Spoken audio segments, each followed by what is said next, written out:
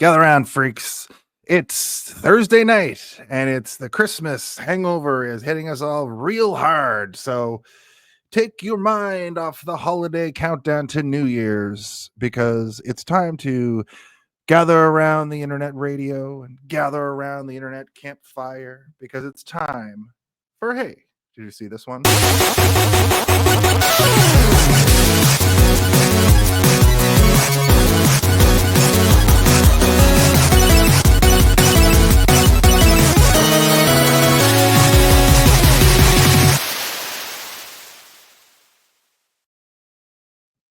Hello and welcome to Hey, did you see this one? Merry Christmas! It is the middle of, it's the end of December. This is Hey, did you see this one? The weekly roundtable discussion and review reaction podcast where we take a movie and we pull it apart and reveal all of its ultimate truths. And this week, since we've had our guests pick the movie and look at our guest projects, we're finishing out the year with Cool as Ice from 1991, starring Rob Van Winkle, better known as Vanilla Ice, and returning to the show, star of internet, I guess, cosplayer extraordinaire. It's Bee Dawley. Bee Dawley, welcome back to the show. Hi, thank you so much for having me.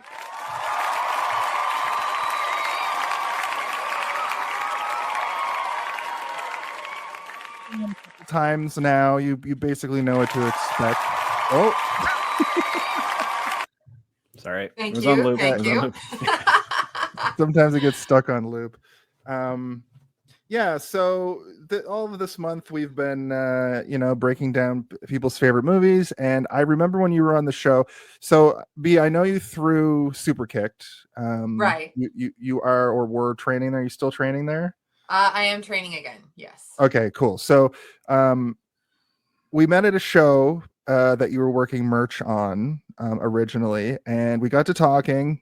We had you come on the show a couple times, and I just distinctly remember you being very smitten with the idea of talking about Cool as Ice.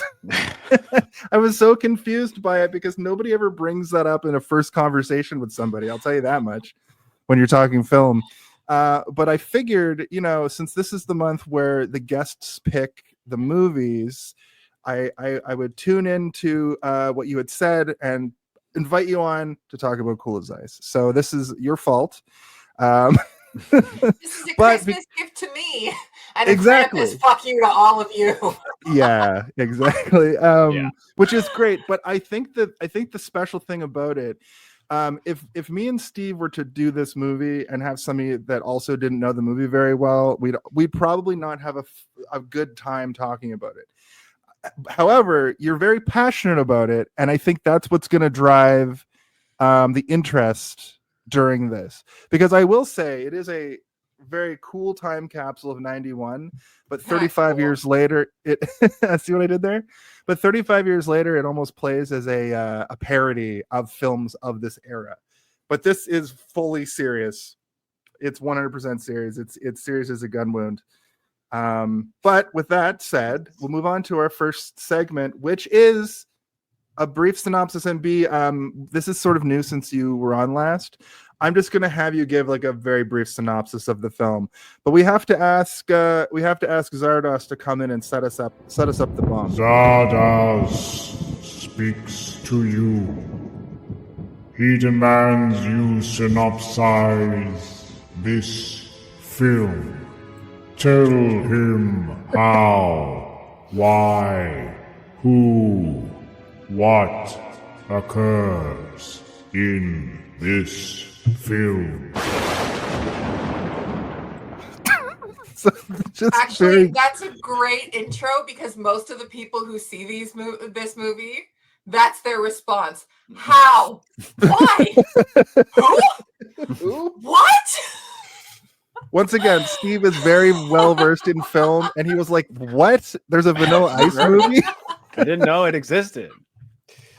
So yeah, just give us a brief synopsis. Yeah. In 1991, before Suge Knight dangled him out the window, Vanilla Ice was at the peak of his game. You know, he started out racing a lot of things, and he was a b-boy dancer, and then we all know him from the hit single Ice Ice Baby, which ripped off Queen samples. And then he got his own cartoon. Yep. I vaguely remember that. Released his autobiography that he wrote himself, and you can tell, called Ice by Ice. By Ice. Yeah. And they were just giving this man things to do. Wait, is it called Ice, or is it like Ice by Ice, written by Vanilla Ice? Oh God, written by okay. That's hilarious. It's even got pictures. Where's my favorite? It has pictures in it. Yep. It's probably it's one of those books where the center part is probably pictures. Remember in the 90s? Yep. Do you guys know that it's Mark? It's hilarious. He played Mark Twain once in a movie. The best. What movie? The best version of what? Of Mark Twain I've ever seen. Vanilla Ice as Mark Twain. Yeah. What? Was that in 1,000 Ways to Die in the West or something? Something like that, but it wasn't that. No, it was that one of those Adam Sandler movies. Oh, I can't remember what it's called. I can't remember what it's called. The Ugly Guys or whatever. The Ugly Guys. Yeah, that's it. Is it like the Ridiculous Six? There we go. Yeah, I was gonna say The Hateful Eight. I'm like, no, that's a good movie. No, it's a parody of A Hateful Eight, I believe, or it's supposed to be. No, it's like the one Adam Sandler movie I haven't seen. Right. Now he tweets like a white girl on X talking about Happy Friday and Happy Monday and all of this great stuff, and flips houses. He was Amish for a while. He was a juggalo. But when this movie came out, he was an actor for the first time. And I'm pretty sure he had full script supervision. This is a Mary Sue written by a man with a double-digit IQ who saw Rebel Without a Cause, understood none of it, and went, yo, I'm going to make that movie. I'm the new James Dean. It's 91. We need rap James Dean, and I'm going to remake Rebel Without a Cause without watching Rebel Without a Cause. Yeah. Boom. So that's the synopsis. That's the synopsis. So Ice is a transient, but also a rapper, but also is the leader of his little motorcycle gang. And he ends up stranded in this town because his buddy's bike broke down, and it's this little podunk town.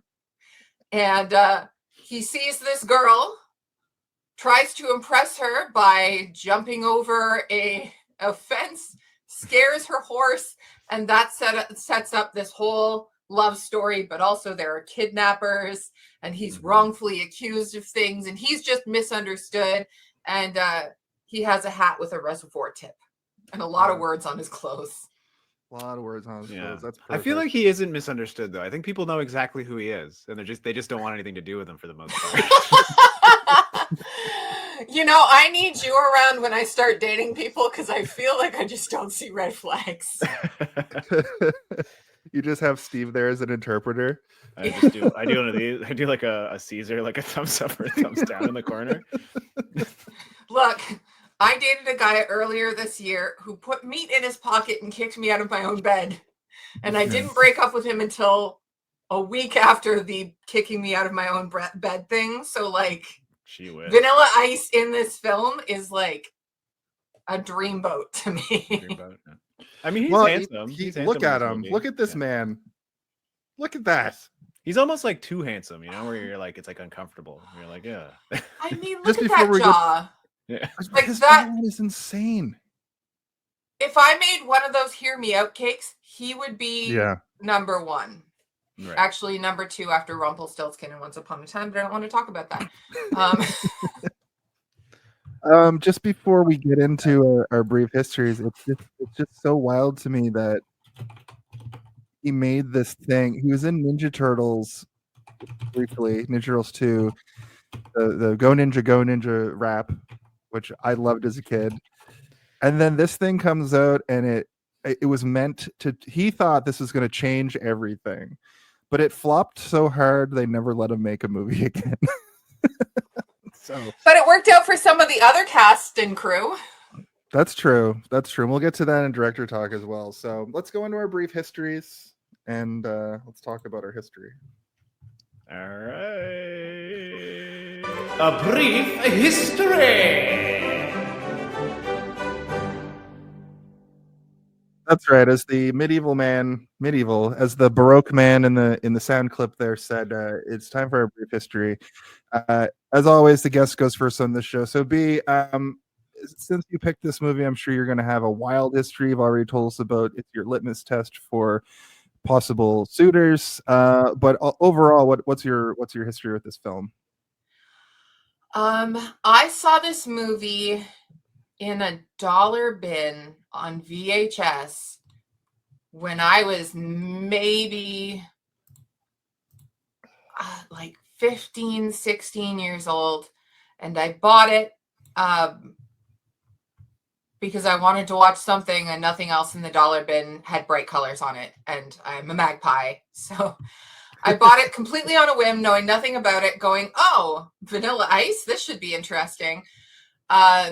Made it my entire personality for like 2 or 3 years, lost the VHS, and then until Netflix came out in like 2010, 2011, I was convinced that it was a fever dream because every time I would talk about this movie, nobody knew what I was talking about. I'm like, no, this actually happened. Like it was like a Mandela thing where I'm like, no, guys, I know this movie happened. And then randomly found it on a Netflix queue when Netflix first came out, they were sticking everything they could get rights to on there. Yeah. And was like, oh my God, it does exist. I knew it. So I forced people to watch it because I was like, okay, well, this movie exists. I told you. And then I started using that, like you said, as my litmus test, as my date movie. Because it's like, if you watch this movie with me and you stay after that, either you have the same weird sense of humor I do, or you are desperate to get into my pants. And I can use that to my advantage. Either way, it's a green flag. That's funny. Yeah, I don't know how I would react if somebody put this on as like the first thing they've ever showed me as like, this is the kind of media I love to consume. I'd be like, I don't know. I feel like I'm so confused. A lot of guys think that, oh, okay, we're Netflix and chilling. Like, you just put on this terrible movie. This is just an excuse to get down. And I'm sitting there slapping their hand away going, no. Watch this part. You need to watch this part with the house because you're not going to believe what happens. You need to watch one of the 18 montages. Yeah. You can make it to the end of the 18th montage in this movie. Marriage Material. The date at the Rusty Nail Emporium. Yeah. It's like that meme that has been circulating recently where it's like a girl going like this and then it says like, oh, sorry, I lied. Back on. Put your clothes back on. We have to talk about which is great. Cool as ice. I think that's important. I think that's an important thing that you do because you probably have weeded out some potential nightmare people. If they're like, no, I'm not, I have no sense of humor, I'm not watching this, then I could see you being like, oh, well, that's the way you're going to be in this relationship probably. You just described me. Yeah. No. Well, I just wanted to show you guys this for a second. Yeah, there he is. And then here's another one. Oh, that's wonderful. That's actually great. We need to write some words on his jacket. I don't remember anything about that movie other than him because I was like, is that Vanilla Ice? And then he started being like, play a tune for me. And someone's like, diddle on the piano. And he's doing like his crazy Vanilla Ice dance moves dressed up fully as Mark Twain. He's like, I'm writing a new book. It's about Tom Sawyer and his homie. Oh my God. Jesus. Yeah. Or he says his home slice, I think. Anyway, my brief history of this is that I watched it today, and up until we chose it for this episode, I had never even heard about it.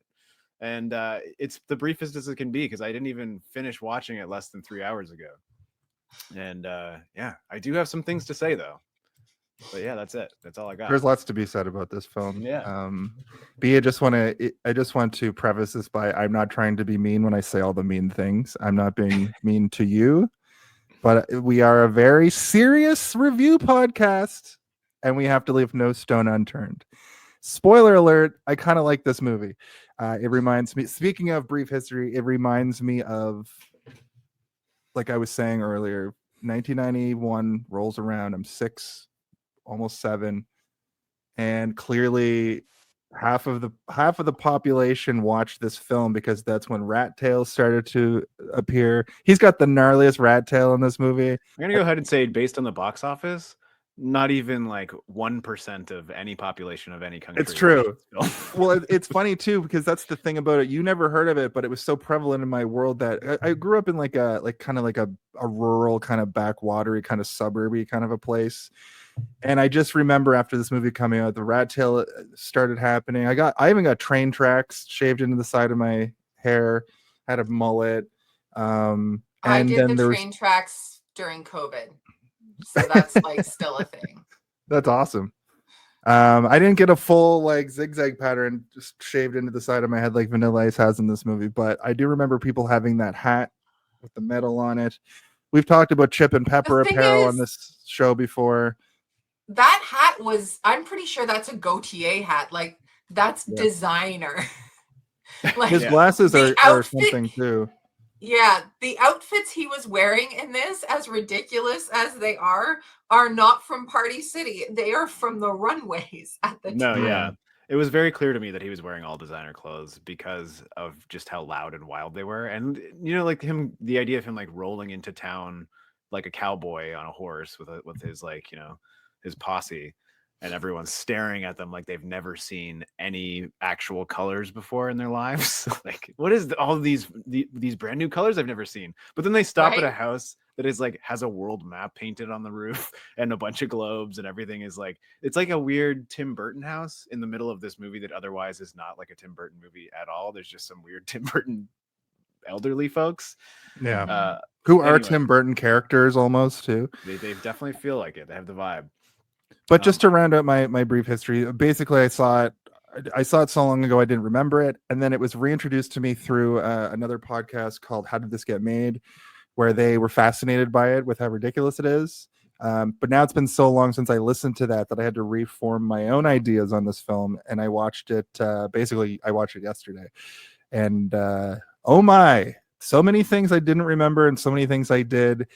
Namely, his one-liners are all amazing, and they stick out like a sore thumb. And he committed so hard and thought he was doing something, but like I was also saying, 35 years later it plays like a parody. Like, this feels like somebody made a movie this year about 1991, and it's like a parody of 91, and this is the movie that was presented. I mean, to be fair, I still use a lot of those one-liners. Drop the zero and get with the hero is an all-timer, I gotta say. I say yep all the time. Yep. Yep, she likes me. I usually say I was just chilling in the hood and I wanted to see if you wanted to get down or whatever. You want to go for a ride or you want to cruise. Yeah. Cool. I also like that the little brother was like almost as in love with him as his older sister was. He's just like, you're the coolest person I've ever met in my entire life and ever will meet. Like, yeah. True. I mean, when I'm talking about, you know, getting down, I always say, are you guys going to make some sex? When you're done making sex? Which is so weird, too. Oh my I mean, that's what I thought when I was a kid. That's what they do. They make sex, and then it's done, and then you can go for a motorcycle ride afterwards. All right, should we get into the body of the episode? Let's do a director talk briefly. I forgot about that. All right. Just want to talk about the director. All right. Quiet on. All right. Are we rolling?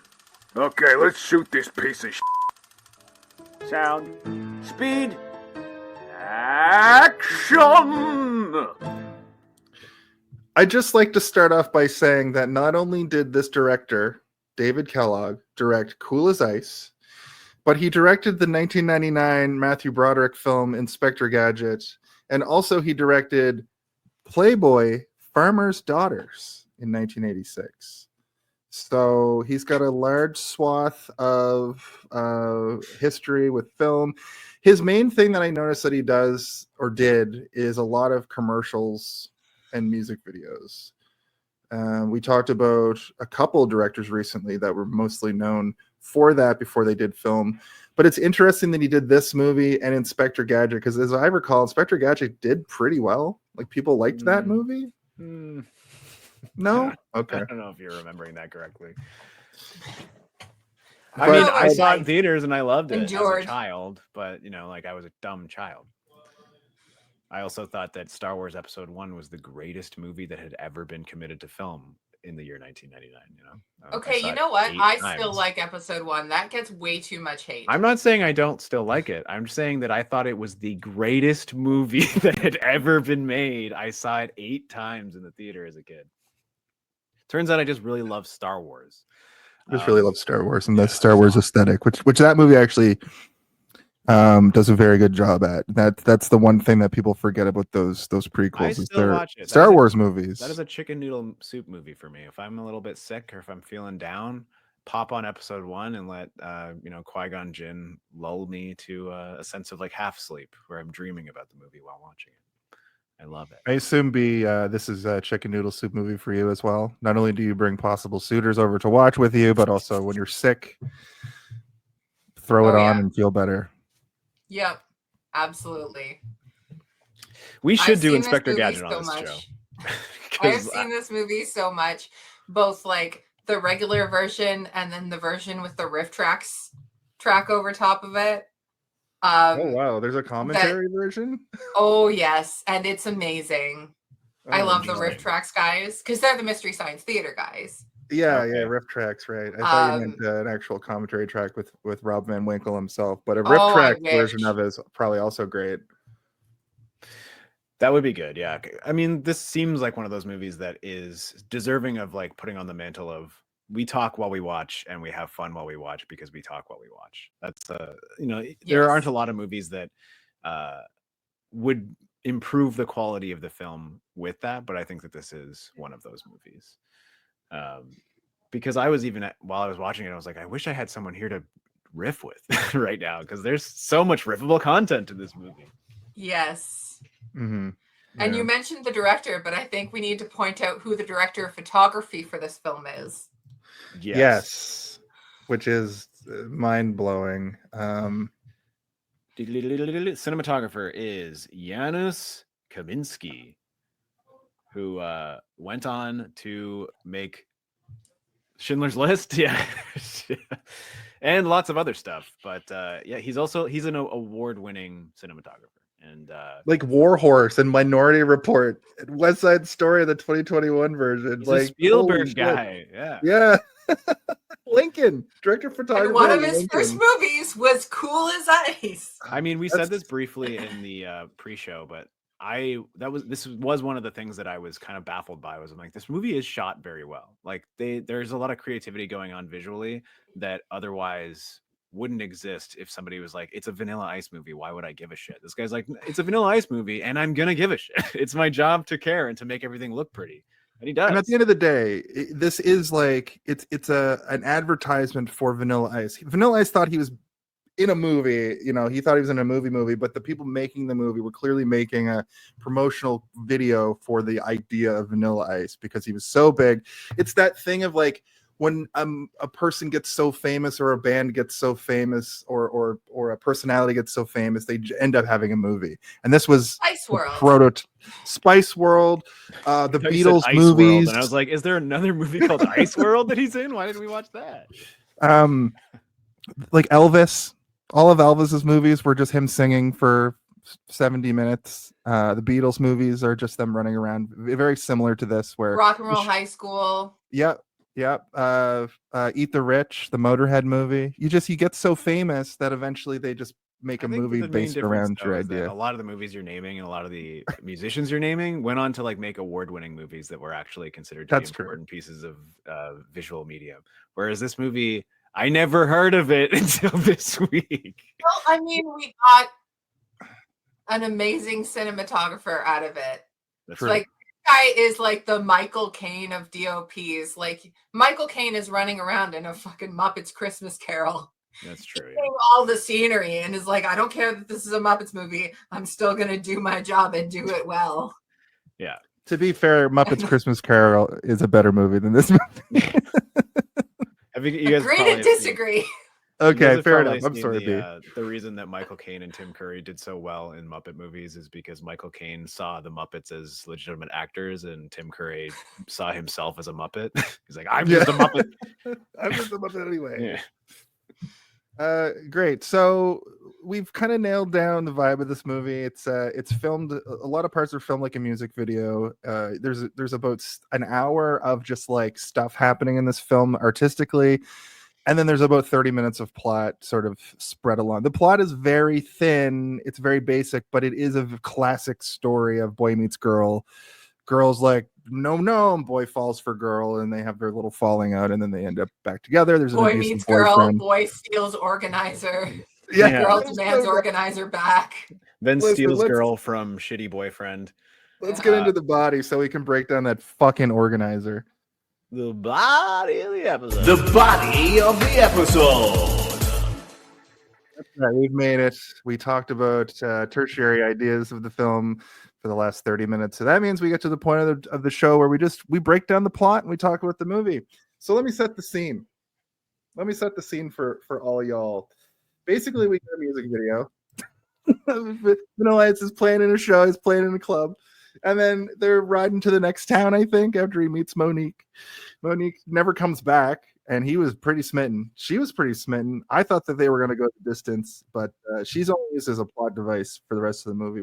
I legitimately thought she was going to return at some point. So did I. But she didn't. Yeah. But Isn't I that think Bobby Brown, by the way? It is, yeah. Yeah, Yeah. not the makeup Bobby Brown, like the And model not Millie Bobby Brown. Yeah, the model, yeah.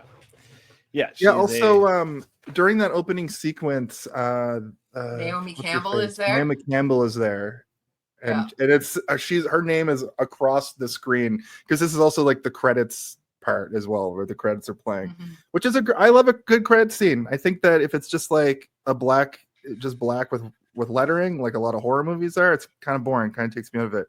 But if the credits are happening during like an opening sequence, makes sense. I'm like, oh, surely this is going to be the last time I have to sit through a Vanilla Ice music video. So Spoilers. I Nope.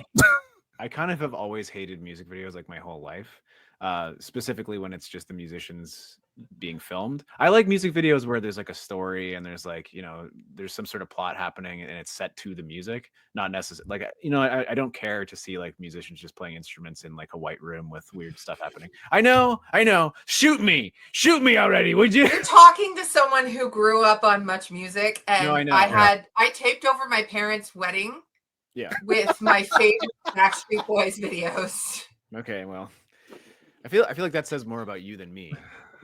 But No, you really, really hate like I don't hate them. I music. just like I don't have the appreciation that a lot of people do.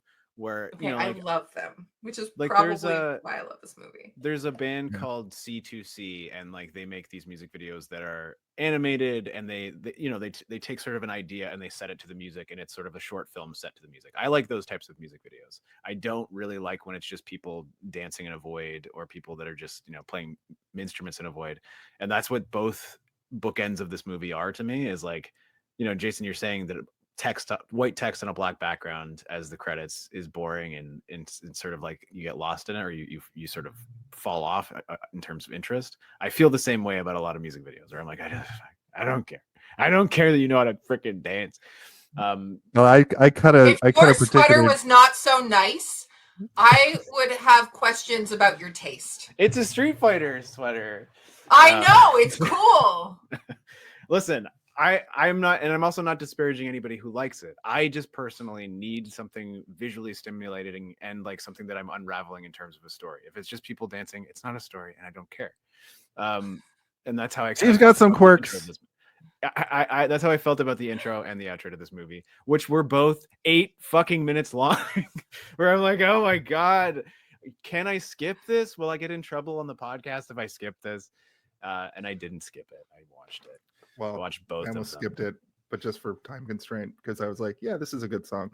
That's the thing about a lot of the music in this is it's my favorite part of this movie is actually the soundtrack. It's a lot of the dance stuff I grew up with. Vanilla Ice's music is pretty like inoffensively like decent. You know, he had a pretty good flow. It's just the words he's saying are kind of goofy. Like if you listen to Vanilla Ice rap, what he's saying over and over is just how good of a rapper he is. And I'm like, rap about something. Anyway, but I mean, that's all it kind of had to nitpick. be at that point. Of right? course, his music is good. It's all ripped off of Queen. Yeah, that's true. He was sort of gimmicky in his era, and I think that his main goal was to remain unoffensive in terms of like, I don't maybe want to try and make a statement because then I'm putting myself in a certain position where people are either going to agree or disagree, and I'd rather just be sort of like palatable to everybody, which I can appreciate. You know, like it's his name is Vanilla Ice, not Vanilla Spice. Yeah, exactly. Vanilla in itself is just a very inoffensive tells you everything brand. you need to know. It's the if you look up Vanilla Ice on Google, it's literally pictures of Vanilla Ice and vanilla ice cream. That's what pops up when you Google know though, him. like I gotta say, if I have to eat ice cream, I'm fine with eating vanilla. Like I would maybe rather have something else, but vanilla's fine. Like, it's fine. Even man's crimes are like the most. It's like tax evasion. Crime. You know, he got in trouble for having expired pet tags for his wallaby and his goat. Oh my god. Oh, that's why he got canceled. Yeah, those are things that I didn't even know were crimes. Yeah. So, like, but look at what happened with MC Hammer, where MC Hammer had a similar trajectory where he just had his couple one-hit wonders, but the second he switched to the name Hammer and tried to write like real rap and hip hop, nobody gave a shit anymore. And I think Vanilla Ice knew that if he didn't stick to this persona, he wouldn't have the longevity that he did. And it wasn't very long, right? It was still it's a moment in time, but I wouldn't necessarily consider him a one-hit wonder because he was able to waylay off a one-hit single into a bit of a, you know, film career. And now when he became Amish, he was a juggalo. Now like everybody has a juggalo phase. Yeah. Who didn't have a juggalo phase? I mean, I'm still in my juggalo phase. I just don't I don't shed it. I painted Jason as a juggalo like 2 nights in a row. Ago. Oh, that was you? I saw those pictures. They're very good.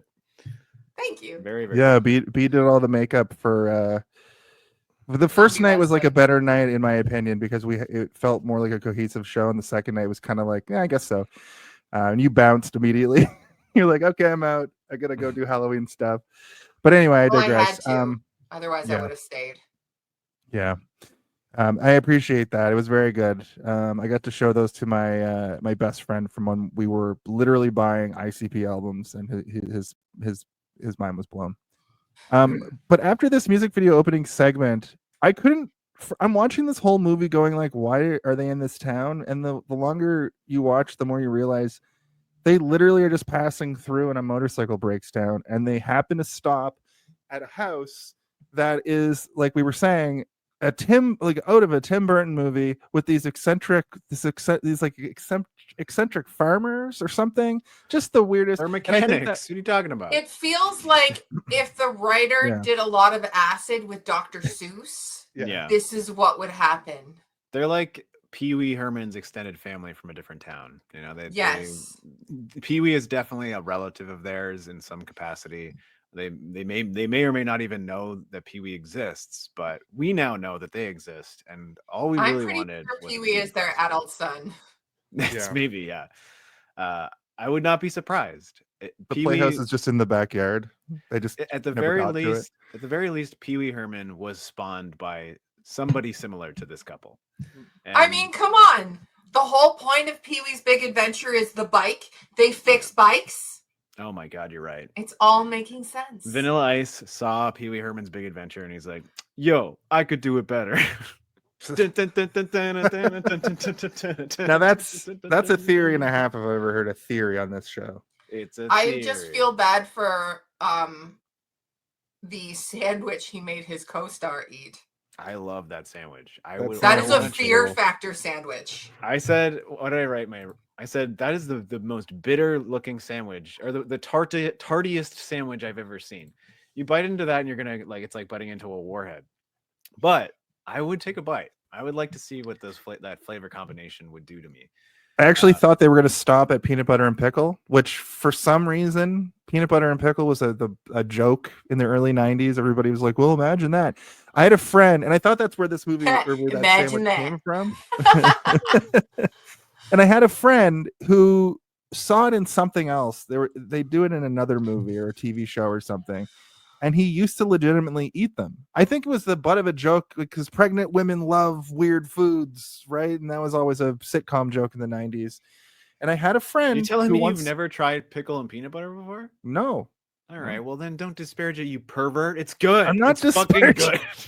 I can see that it would be good. I've had a peanut butter burger with an egg on it that probably had pickle, so that makes sense. True. Yeah, I mean, there was like a weird brief period where one of my friends started getting obsessed with putting pickles on everything just to see what it would do to the profile of the flavor. And we discovered a lot of weird things that like are actually made better with pickles. And I don't even really like pickles that much. Like I like a raw pickle when it's on its own, yum, but I don't usually put it on a lot of stuff. We put pickles on pizza and I was shocked. I was like, this is amazing. Great. But you have to you don't put it in the oven with the pickle on it. You put the pickle on afterwards so that it's like nice and sort of like juicy still. But pickle, peanut butter, sardines, and then mustard, right? Mustard. That was it. There wasn't anything else on it. Like they didn't throw like marshmallows on there. I think like crazy. salt and pepper too. With Oh, like right, those giant, ridiculous fucking salt and pepper. Where they do like shakers. the sort of like almost like a Naked Gun gag where it looks like they're just close to the camera and then she goes to reach for it and it's actually massive and she's like trying to daintily put this huge salt shaker onto the blue. Yeah, that was separate. Eggs. And I wanted to ask you guys what were those things that she was eating? Those like weird eggs. They were like blue. Yeah, but they're in a fucking wild house where the walls are newspaper and like the chairs are giant cellos and stuff. Have you never had ramen eggs where the of course eggs are like, okay, so you know how the outside is brown. Oh, those are probably just Kool-Aid eggs. That's true. I was gonna say they're fermented in like cotton candy that's been melted or Kool-Aid. Yeah, you're right. Ow, my brain hurts thinking about that. But you know what? I'll try it. I feel like we need to do like a Fear Factor style challenge where we eat all of the food in this film. Absolutely. Yeah. I was gonna suggest maybe next year we do our own commentary track for this movie because I think that would be a funny because Steve, you're right. We should have at least watched this movie, the two of us together. We should have at least done that, especially since we were recording it on a special date. This is live. Don't worry, this is live. Merry Fishmas! Merry Christmas! Would you like some sardines on your sandwich? Peanut butter pickle sardine mustard sandwich, anyone? I do kind of want to try it though, because I like all the ingredients. I just don't know. Obviously, I don't know what it would taste like, but like I can kind of imagine that it would be very tart, and then the peanut butter would maybe balance out the weirdness of it all. It would be so salty. It would be so salty, yeah. It's the fish part that I can't get over because those canned fish are very like it's like anchovies and sardines. It's I like it, but it's so salt. So salt. I lived with some roommates for like, I don't know, 6 or 7 years or whatever, and I would always buy canned sardines and I would like smush them into toast and butter and just eat them. And everybody in the house thought I was like a psychopath murderer or something. I'm like, you guys, and I'm like, have you ever tried it? And they're like, no, I would never try it. I'm like, well, then you're the psychopath, not me. At least I've people that don't like anchovies have clearly never actually had anchovies. They're intense. It's because movies and television shows made it like a weird stigmatized thing for decades. I have had anchovies. I do not like anchovies. You don't like anchovies. I'm not a big fish person though. Yeah, I don't really like them either, and it's because they're a little bit too salty. They're basically just little pockets of salt on a slice of pizza. Yeah.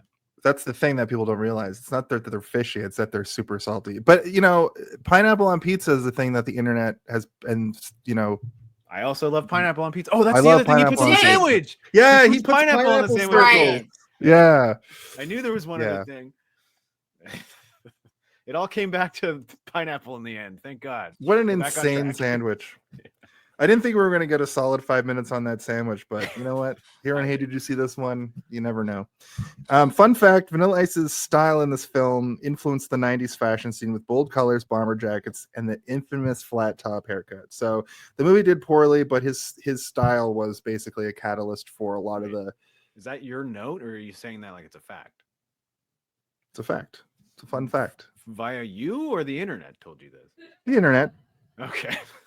I just My wasn't sure. cousins for the longest time too had different styles shaved into their head.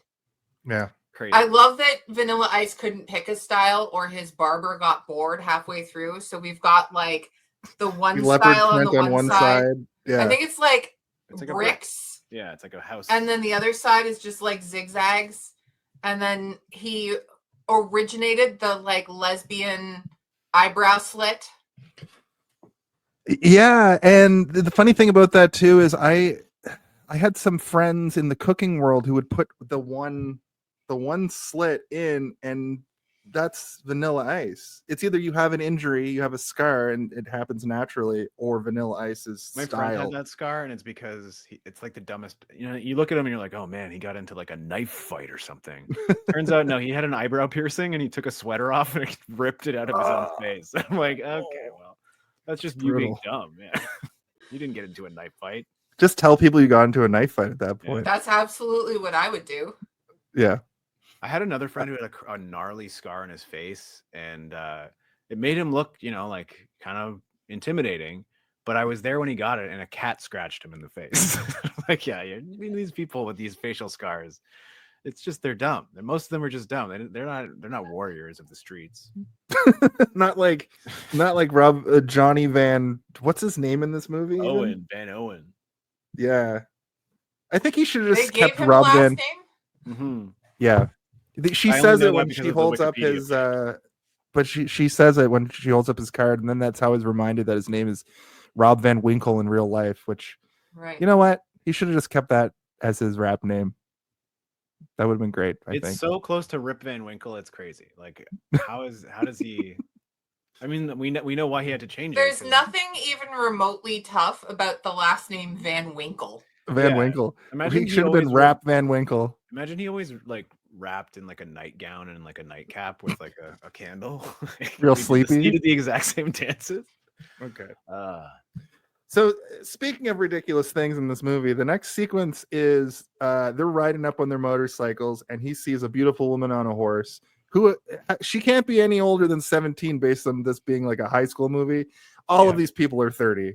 I don't care what you say to me. I don't care what their actual age is. I'm more concerned about old. His character age is supposed to be. What he just rolls into a town on a yellow motorcycle and then is like, I'm gonna bang this high schooler. Yeah. Like, what? Excuse me, sir. Get out of our town. But yeah, maybe Michael. Well, Gross no, was she's right. about to be a college girl, and he's like, maybe she can tell me what all these words on my jacket mean. She can do my reading. Actually, that's a good point. Maybe clearly he doesn't know. Yeah. Well, she loves him immediately, so maybe she's actually an idiot, and she got held back a grade. So she's actually 19 in this movie, and he's 21. So that's what I'm going to choose to believe. She did something for horse the community or something. Oh, she's just a horse person? She rides horses. She won an award for 15 minutes. Local horse girl. Hello there. Tell us about your parents. My dad's pretty nice. much. He's a nice guy. But this is the sequence where he sees her, and to impress her, he goes off a jump over the fence, and then almost she's not her. impressed. Scares her horse. Yeah. And she almost gets kills her. She almost gets Christopher Reeves'd at this moment. Jason. No, I almost didn't say it. I thought the joke as well during the movie, but I didn't write it down because I was like, that's a curdled joke. Sorry. He scares her horse, recklessly endangers her life, and steals her organizer, and doesn't understand why she's a little cold to him at first. Right. Well, she isn't really, though. It takes like 5 seconds for her to be like, I'm horny for this guy for some reason. Other than him being handsome, horny too many times. Her other boyfriend, Nick, is worse, so I get like the comparison. But we also don't see that he's worse until later. So like he just seems dweeby for the most part, and then he gets kind of like violent or whatever. And then he becomes an anti-drinking PSA. Yeah. Why'd you slow down, Nick? You're driving. Like, I also love having fun, bitch. Like, bitch. Nick, what the heck? What a heel turn. Yeah. I also wrote she's a little bit country and he's a little bit rock and roll. So I thought that was going to be the story. That's not the story at all. She's into it as soon as she gets that black book back, that planner. She's into it before that, man. She's into it when she thinks about him later on, like that same after that same interaction. Even when he's leaving with the first time him and Nick meet, she's laughing at every diss that he drops on Nick. She thinks it's hilarious. And I'm like, whoa, fuck, man. I would be kind of upset. You're like, what are you doing? This guy's making fun of me and you're just laughing? What the heck? But he gets back on his bike and he rolls off.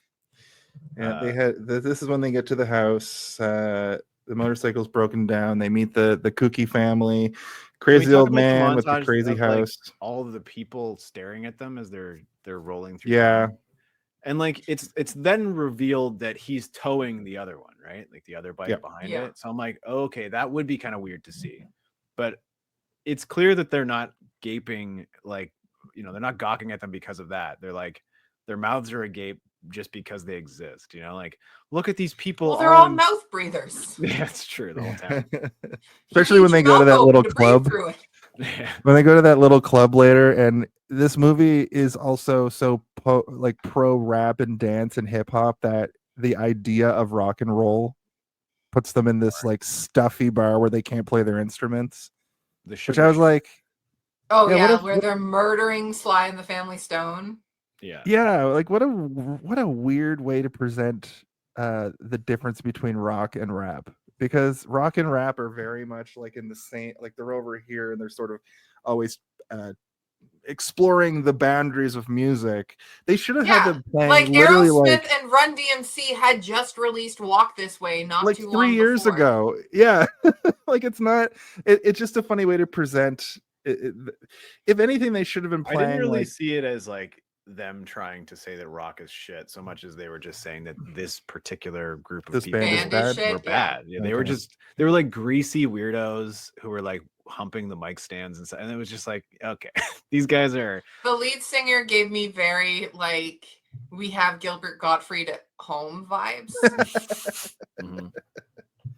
It would have been great if it was Gilbert Gottfried just up there doing his. Also, why are all these women who are supposed to be like high school and college age dressed like Diane Keaton?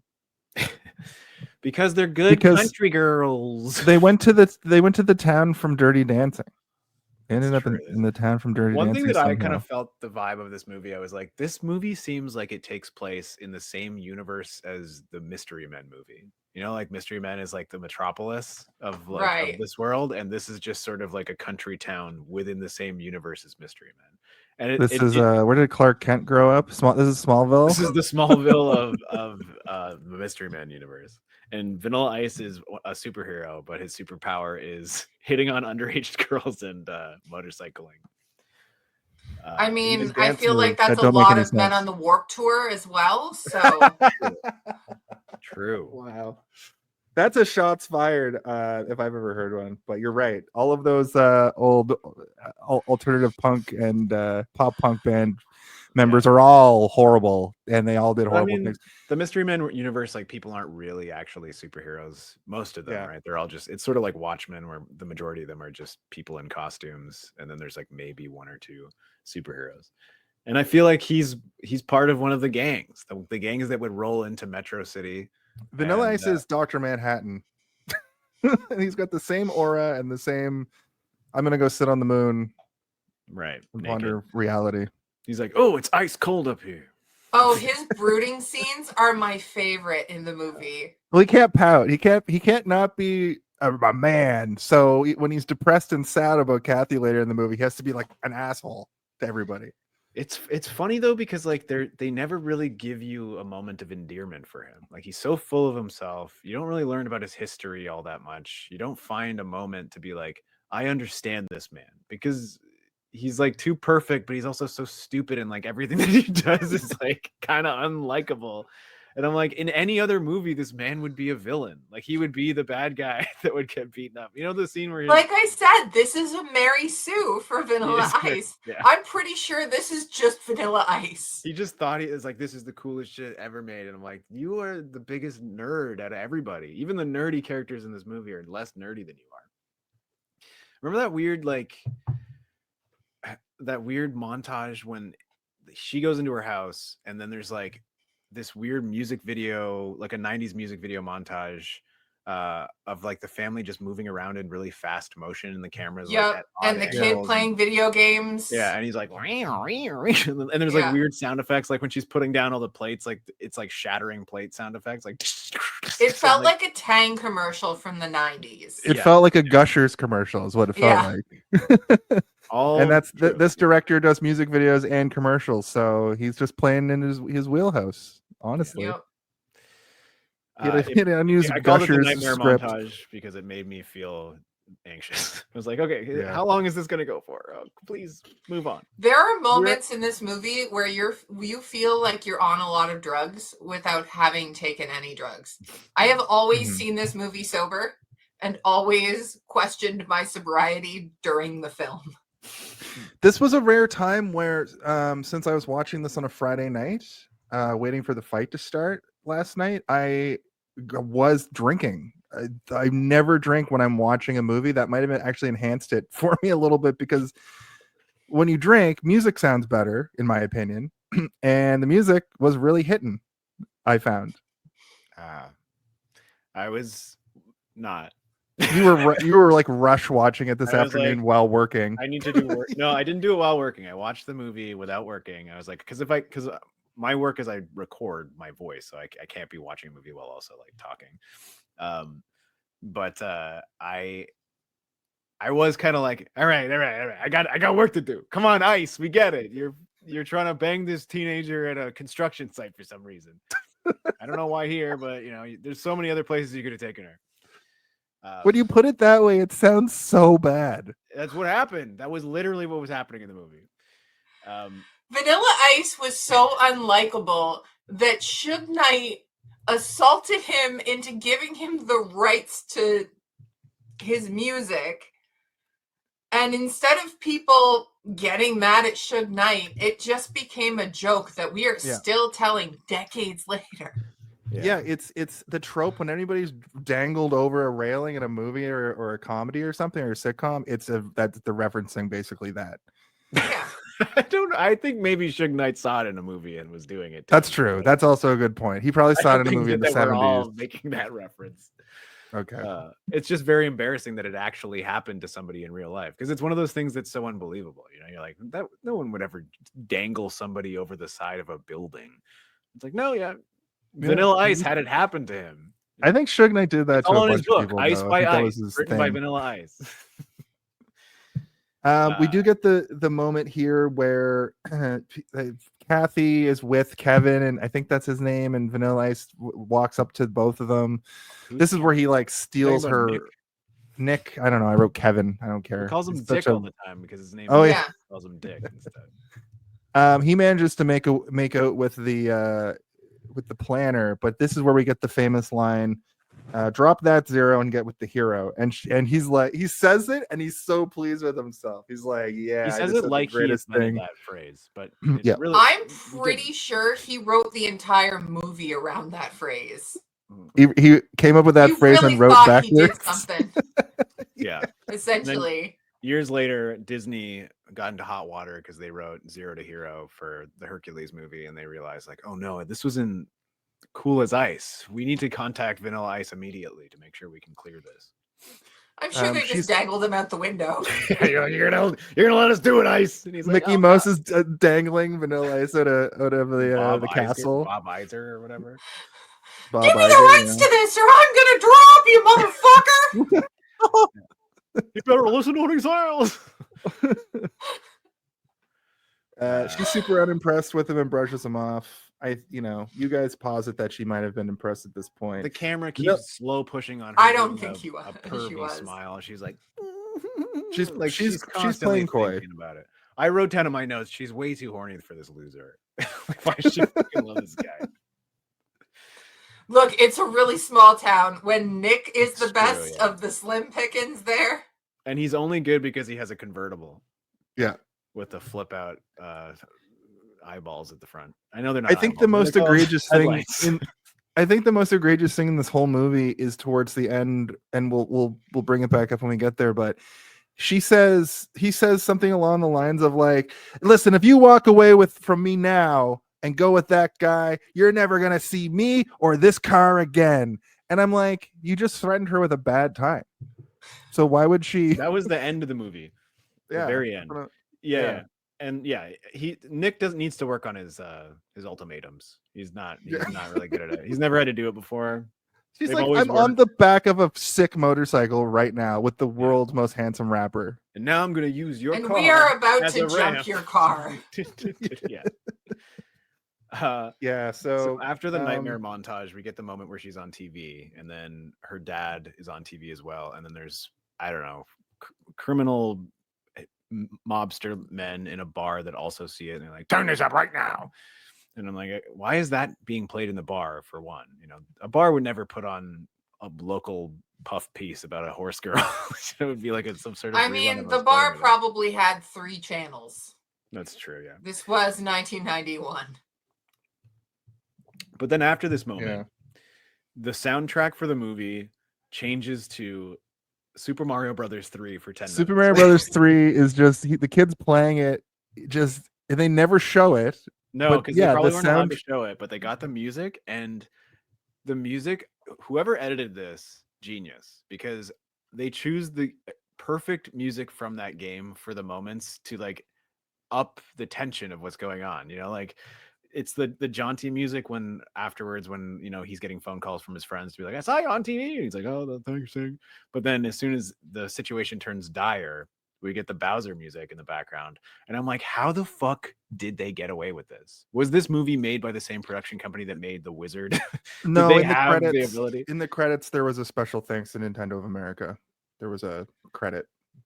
I mean, that doesn't answer my question really. Just because Vanilla Ice got away with stealing a lot of people's music to use as samples. He was like, "Yo, just use the Mario Brothers 3 music." This is how he is to me in every situation. I'm sure he contacted Shigeru Miyamoto or whoever it was at the time and was like, "Yo, I'm gonna sample this video game in one of my projects."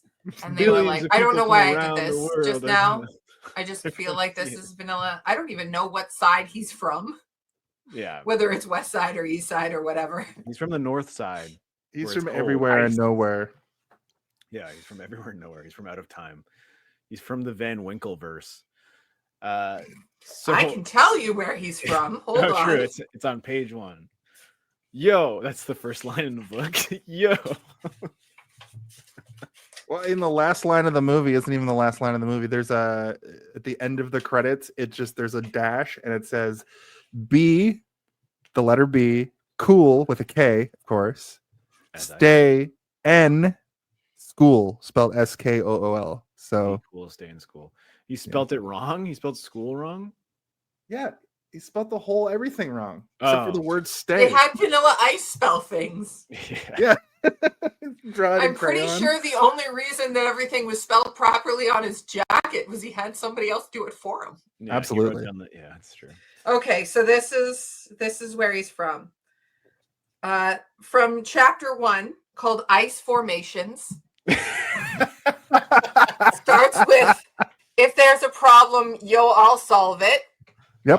Some people don't have a choice about the way their lives go. They really don't. They might think they do, but the way outside things push them in a certain direction, there's really no choice. You do what you got to do. That's what it was like for me. I was born in 1967 on Halloween. I lived with my brother, my mother, and my older half-brother, Kip, in Hialeah, a suburb of Miami. Kip Van Winkle. Yep. Kip Van Winkle is from Miami. Name? Yeah. Oh my god, his parents were fucked. Oh, there's a story in here about how he stole his brother's underwear, dirty underwear, and like threw them at him. So Kip beat the shit out of him. And he makes it seem like the most normal thing ever. That opening paragraph you just read, like there's no narrator in this movie, but that's the cadence sounds like what a narrator for this movie would sound like, and it would just be him talking. Me and my brother Kip Van Winkle, we were in a tussle after I stole his dirty underwear and threw him in his face. Yo. And he beat the shit out of me. Dun, dun, dun, dun, dun. Kathy's jealous boyfriend Nick, who doesn't take kindly to Johnny's flirtations, setting up a rivalry. Johnny's swagger clashes with Nick's preppy personality. Fun fact, this is actually a pretty fun fact. Vanilla Ice improvised much of his dialogue, adding to Johnny's eccentric, unpredictable vibe. That makes sense. And I feel like the script at large was mostly unwritten, because a lot of the times when the goons are talking, those criminal dudes, it just sounds like the director said, just say some stuff. Yeah. Like when, yeah, I agree. Well, I mean, I do like that they gave them a weird vibe that they might just be gay lovers, like throughout, because they keep calling everybody cute and handsome and hot. Like That's the two of them. true. It's like, he looks good, doesn't he? Yeah, he looks great. He looks like a snack. Looks like something I'd like to take a bite out of over here. And you're like, oh my god, these guys are probably kissing between their long stretches of road that they need to cover. They also I love that they sound like the villains from the 1990s cartoon Cops. Yeah. Yeah. They're from Empire City. It's crime fighting time. And like they're like, remember when they're like, yeah, he looks pretty cute, doesn't he? Yeah, he's beautiful. He's fucking beautiful, as he's walking away. And they're like eating burgers, but like spitting them out for some reason. He's like, you're a real fucking slob, you know that? And I'm like, are we gonna get any character development from these two? The answer is no.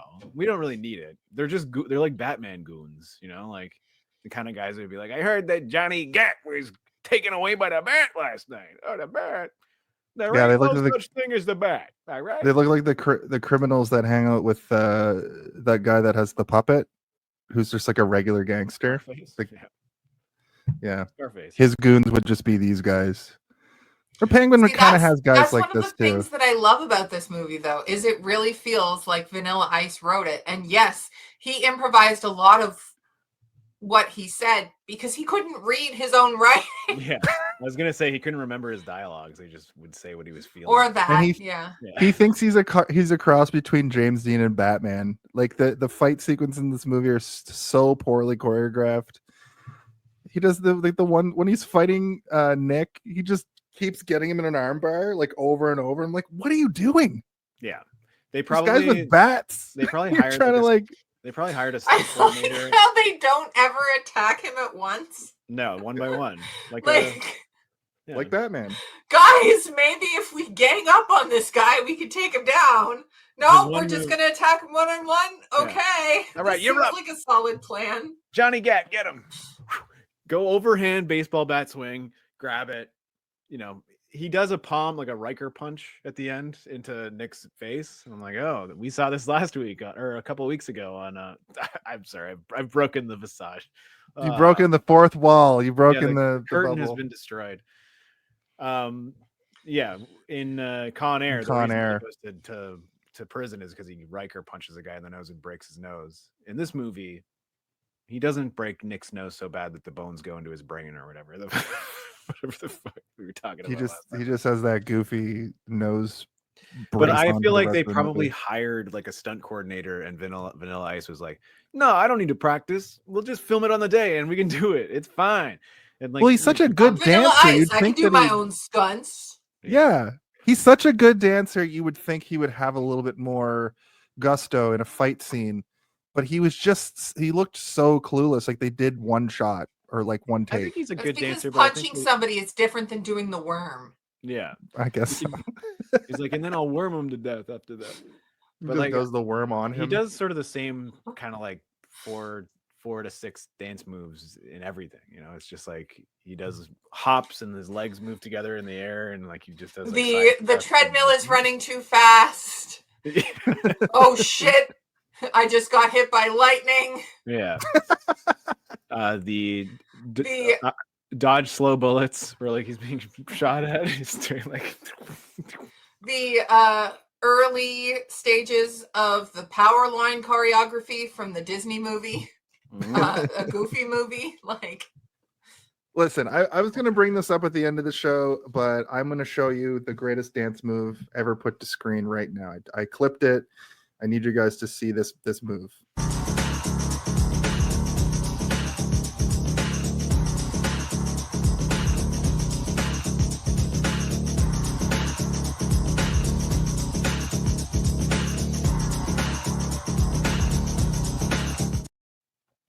It's very gay. I mean, That was gay it's sex. very gay.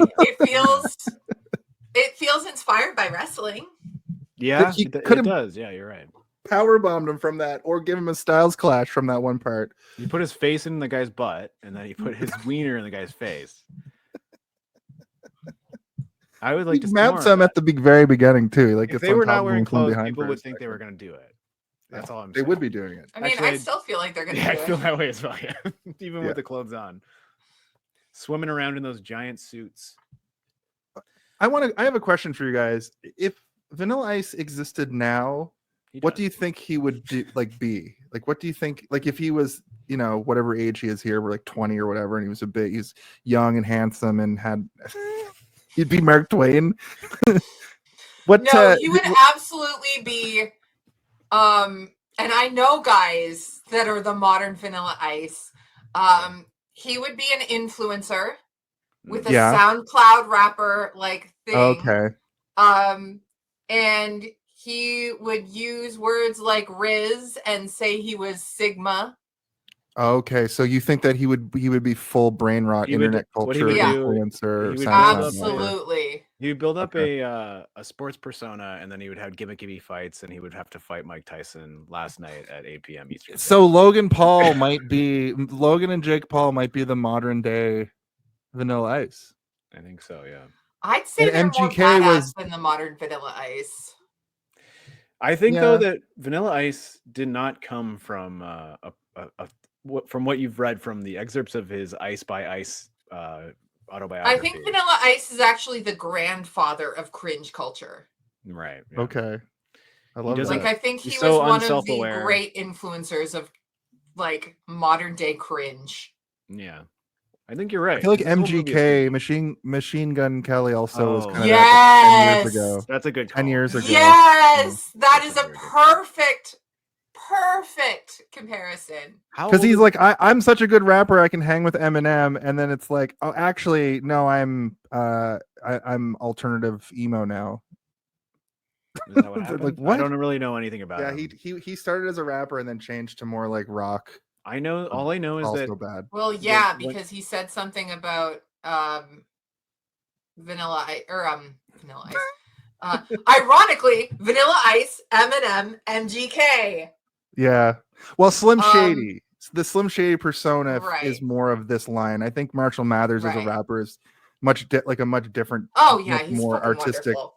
But that's the thing is he said something about Marshall's daughter. Yeah. Eminem took offense to it, called him out. Machine Gun Kelly wrote a diss track about Eminem. Sucked. And then Eminem wrote a diss track back that basically made him stop rapping. Yeah, and he stopped rapping after that. So yeah, like Machine Gun Kelly, or I'd say Drake, but that's just because I really, really hate Drake and I find him very cringy. Sucks. Right. He's like the son of cringe culture though. He's just everything he does is cringy.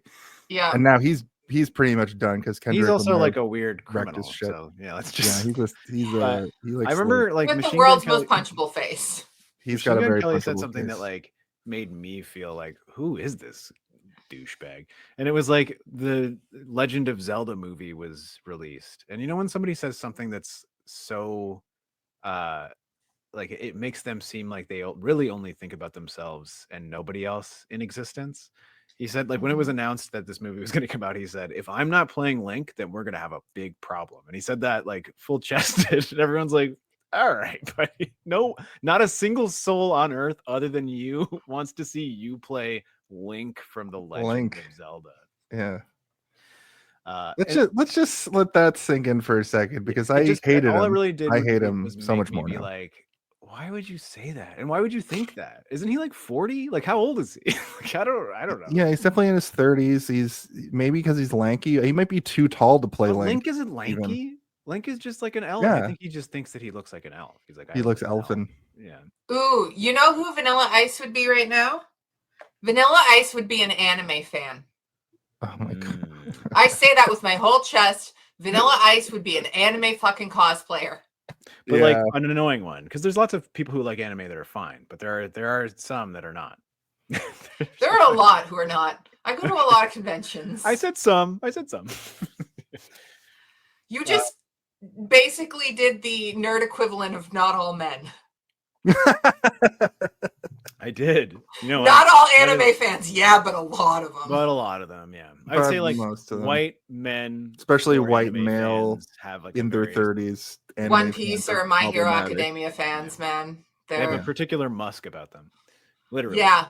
Yeah. They smell like vinegar and sweaty muscle suits. Yeah, they you don't go know to how a lot wash of their muscle cons, suits. so They haven't figured out how to do it yet. You're probably well aware. I've been to 1 million so good, Mr. cons, Stark. so I know as well. But I've never gone. I've only gone to one as like a guest, like where I'm like, I'm gonna go enjoy this. Every other one I've been working, like, because I have to, I'm forced to interact with these people and be nice to them. Hey, how's it going? Buy my artwork, please. No, I get it. But maybe take a couple steps back, because I don't think you brushed your teeth or any part of your body today. Anyway, or I'm ever. I'm not here. Yeah, sorry, weebs. Sorry, all the weeb fans out there.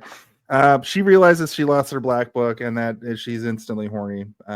Is what I noticed. The motorcycle subplot is insane. It reminds me of the old couple. Kind of reminded me of Bulk and Skull from Power Rangers at first, just how over the top they were. But I think that after we've discussed that, it feels more like Tim Burton. I think I like that analogy a bit better.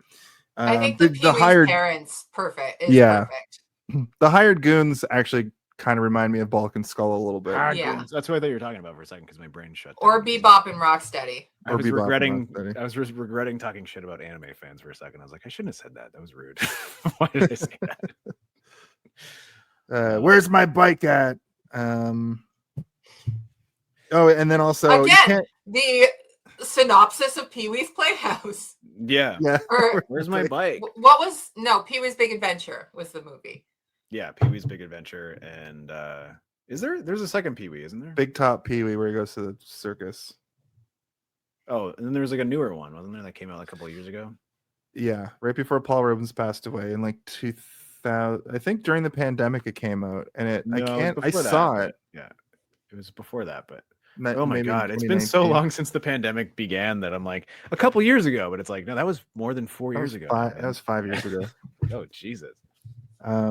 It took 5 years for things to feel somewhat normal, but now everybody's just mad all the time about everything. You can't put something back together without taking it apart first, which I thought was a really funny thing because of how perfectly he had all the parts just like laid out.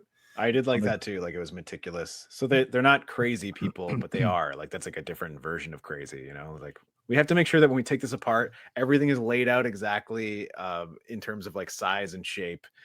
But I'm like, were those pieces all placed out in size and shape, or were they placed out in terms of when he took them out, like in a specific order? Was he actually following the manual, or is he just like kind of putting them together because they look similar and they're like, cascading sizes and shapes? And then I started to realize, like, why am I thinking about this so hard? Yeah, I was gonna say you were putting way too much thought into anything that went into this movie. That's what we do on this show. That purposeful. No, we have to speculate on everything. This is not a David Lynch film. It feels like it could be, though. It feels like it takes place in like an offshoot of Twin Peaks. It could exist as like. Imagine if David this Lynch... is not like a Dadaist art project. This is just Vanilla Ice. Yeah. All of his ices are vanilla-ing. But I'm like wondering if those types of like that whole thing.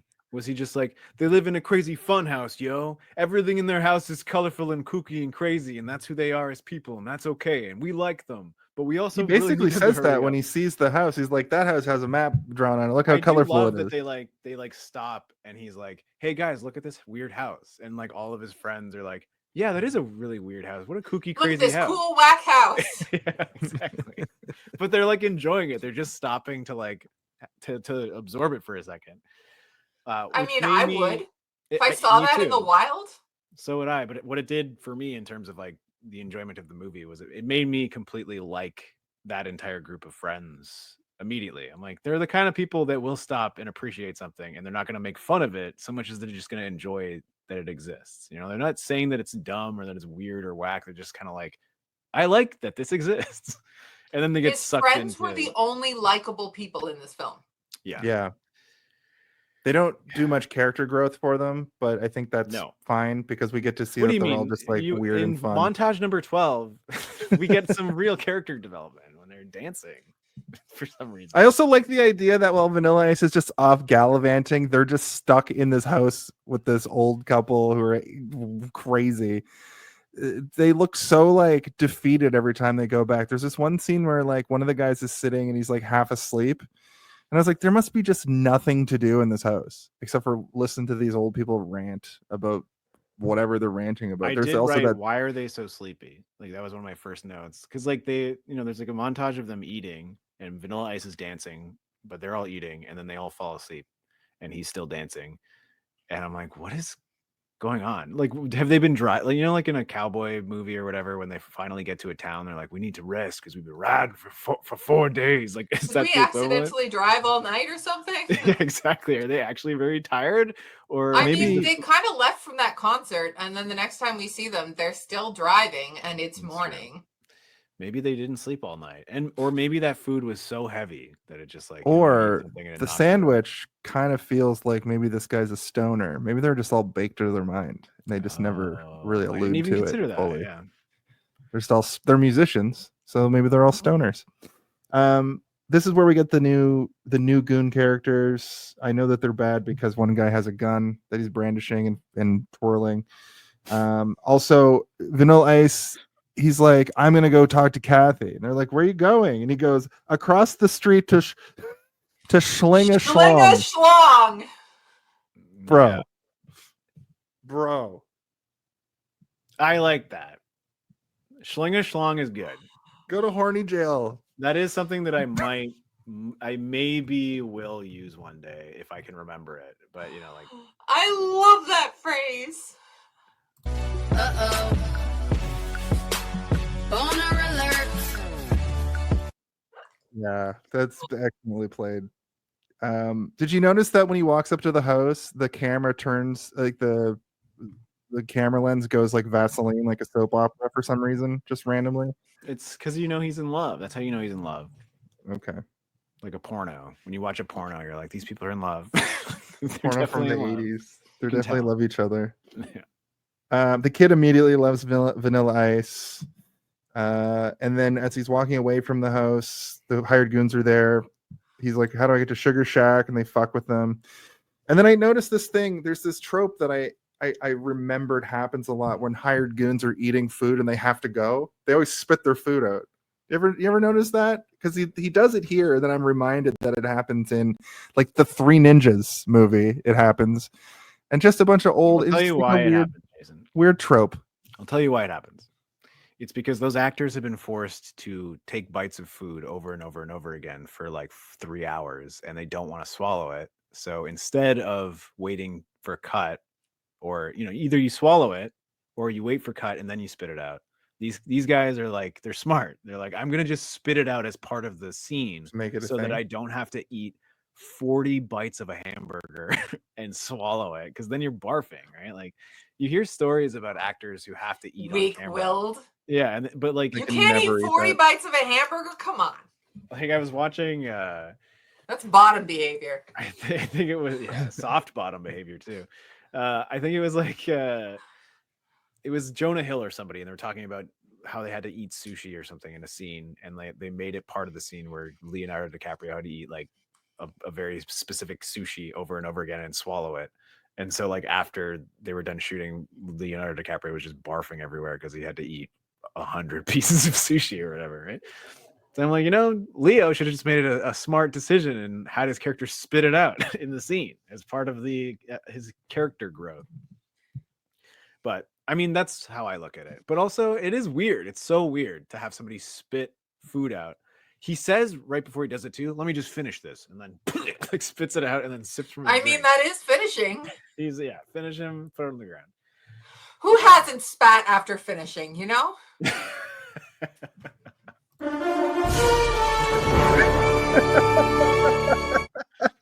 don't know why Spider-Man is perfect for that, but that was great.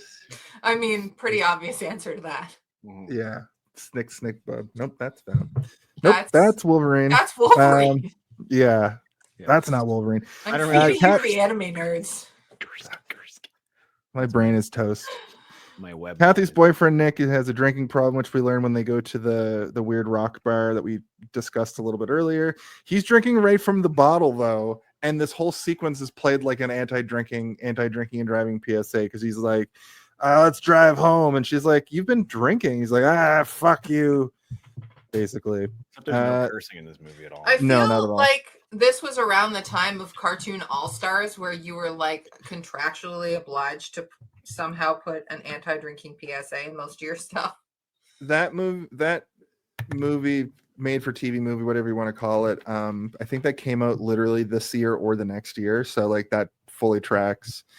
Interesting about Cartoon All-Stars. I do remember seeing it on TV, but I went to a birthday party, and you know how when we were kids, like at the end of a birthday party, you get a grab bag of like candy and like a toy or whatever. I called it a loot bag. Loot bag. Your loot bag These people were bougie, and they gave us all. They had like 30 copies of this movie and gave us all one. So I had this on VHS as a kid because of a weird bougie birthday party I went to. I remember there was one that I went to that was like the loot bags were wild. Where I was like, "Are you fucking kidding me?" Like we all got an action figure inside it, like I think it was a Batman action figure or something, and I was like, "These people are giving out presents to the kids that are just coming to the birthday party as well." Yeah, like, crazy.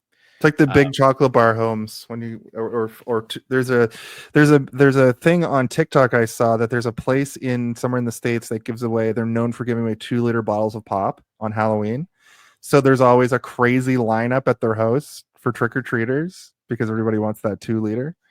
That's a little bit. I really hope it's Fago and they answer the door in Juggalo paint. God damn it! Yeah, just spray the shit out of them. So this the weird is flex. We're the one neighborhood house that gives away a full-size Crunch bar on Halloween, and everybody's like, "We got to go back there, doubles. I got a fake beard. I got a wig. Got my 6 scream costumes. mask." Yeah. I have a question for you guys that I didn't really wrap my head around because as soon as this movie gets a little bit complicated, I tune out completely because it's like, this isn't why I'm watching this. Can you guys break down what was happening with the dad? Because here the goons harass him. Something about $500,000 was stolen. He's an ex-cop who embezzled. No, these guys embezzled. And he was the whistleblower because these guys were also ex-cops.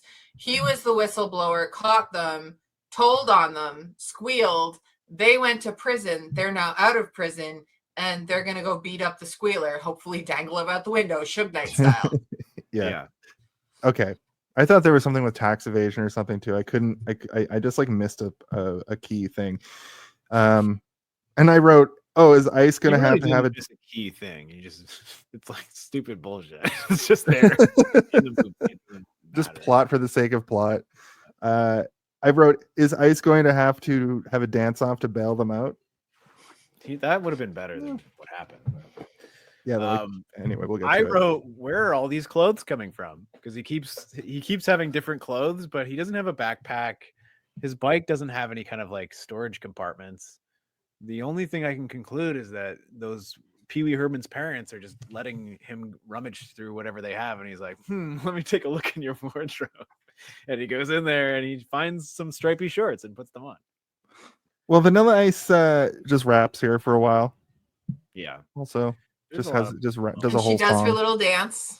Yeah. Also, the weirdest thing is that he rips all of the electronics out of the wall and then immediately has electronics that he just like is in control of. Like, wait, hold on. Did you plug in a different thing or? Yeah, because they bring in turntables, right? Yeah. I think they're just there, but like it's like they got turntables. They don't even know how to use them because like they're just kind of in the corner, right? While he's rapping it zooms around the room and shows Kathy's friends, and by the end of this song, everybody in this room is horny. There's even like a guy who's like dancing over with the girl in their posse, and he's doing like a weird little white guy dance. They're all horny. They're all just horned up from Vanilla Ice laying it down for them. And this is it. This is when I noticed that Vanilla Ice is just rapping about rapping. That's all he raps about. Is just how he On the people's choice. Yeah. I'm the best rapper in town. I mean, low bar, but okay. Yeah, there's no I don't know. Whoever owns those turntables might have a few words about that. This entire interaction. Watch, NWA had just played a show there and left the building. Yeah. Which still makes his statement true. My only notes about this whole moment are, I'll be right back. Nick is drunk. And this is so odd. This is such a weird, odd thing. It is like a Footloose movie, or it's like it's like going to a town that's never, like the movie Chocolat or whatever, they outlawed chocolate. Right. It's like that, where it's like he goes in, it's like these people have never even been able to conceptualize the idea of rhyme. It's like, no, we get it, Vanilla. I also wrote, this is where I realized he's a villain. He came in and like he's just actively trying to steal a guy's girlfriend right in front of him, and after stealing her organizer. Yeah. And it would be different if it was like a diary or something where he like learned something about her from it, but he doesn't really. It's just like a planner. Like he doesn't learn anything about her. He just breaks into her room and shoves ice down her throat. Oh my god. We'll talk about that when we get there, but the thing about the planner that was strange is all he deduced from it was where she was going to be like the next day, and he could have figured that out anyway. The town is so small he could check 4 places and she'd find him, or he'd find her. Also, like where I wrote, he is a villain. He's actually a villain. This is like creepy, weird behavior. He's also staying across the street from them, so just like look out the blinds. Just do actual stalking. Yeah. And then I also said, in what world does a stranger dry humping your girlfriend equate to the audience being on your side? Like, what the fuck is going on?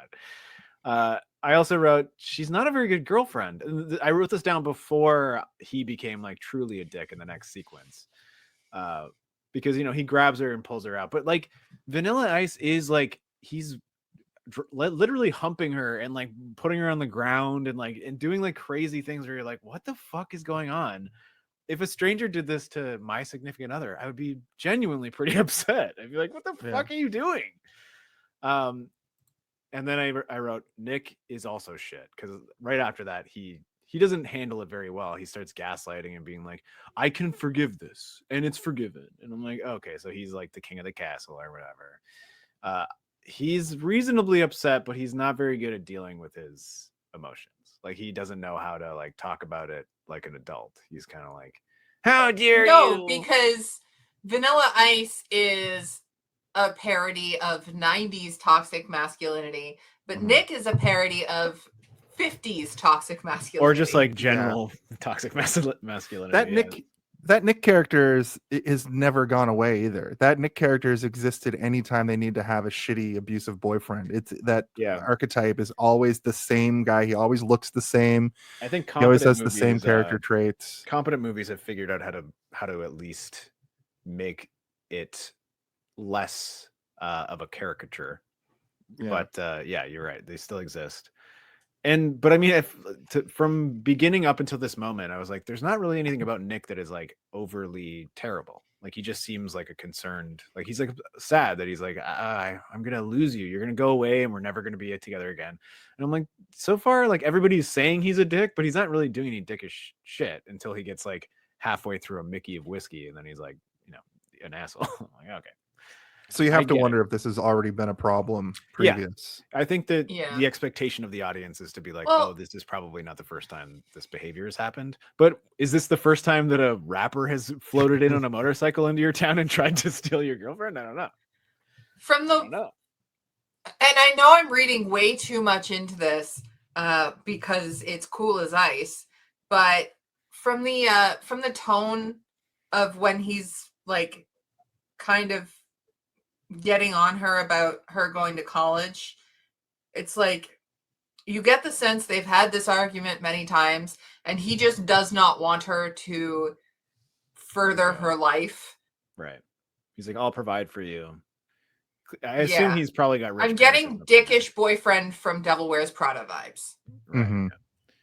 I mean, I guess we can presume that he is a high schooler as well, or at least like maybe like 1 year done or something. But the fact that he has like nice clothes and a nice car would also be indicative of the fact that he's probably got super wealthy parents and is probably a dildo. He's a dildo for her, you know? He's just there. He doesn't have any real personality.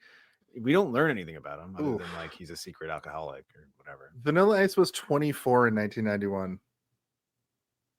Okay, but I assume the actor who's playing the character is probably also 24. Like I don't think his character was supposed to be 24. Is what I'm saying. No. I know, I get that, but it just, I didn't realize he was that. I thought he would be like 19 or 20. I'm gonna see how old Kathy was. Kristin Minter was 26 in 1991. Older. I mean, yeah, there was. I said it. They're all 30.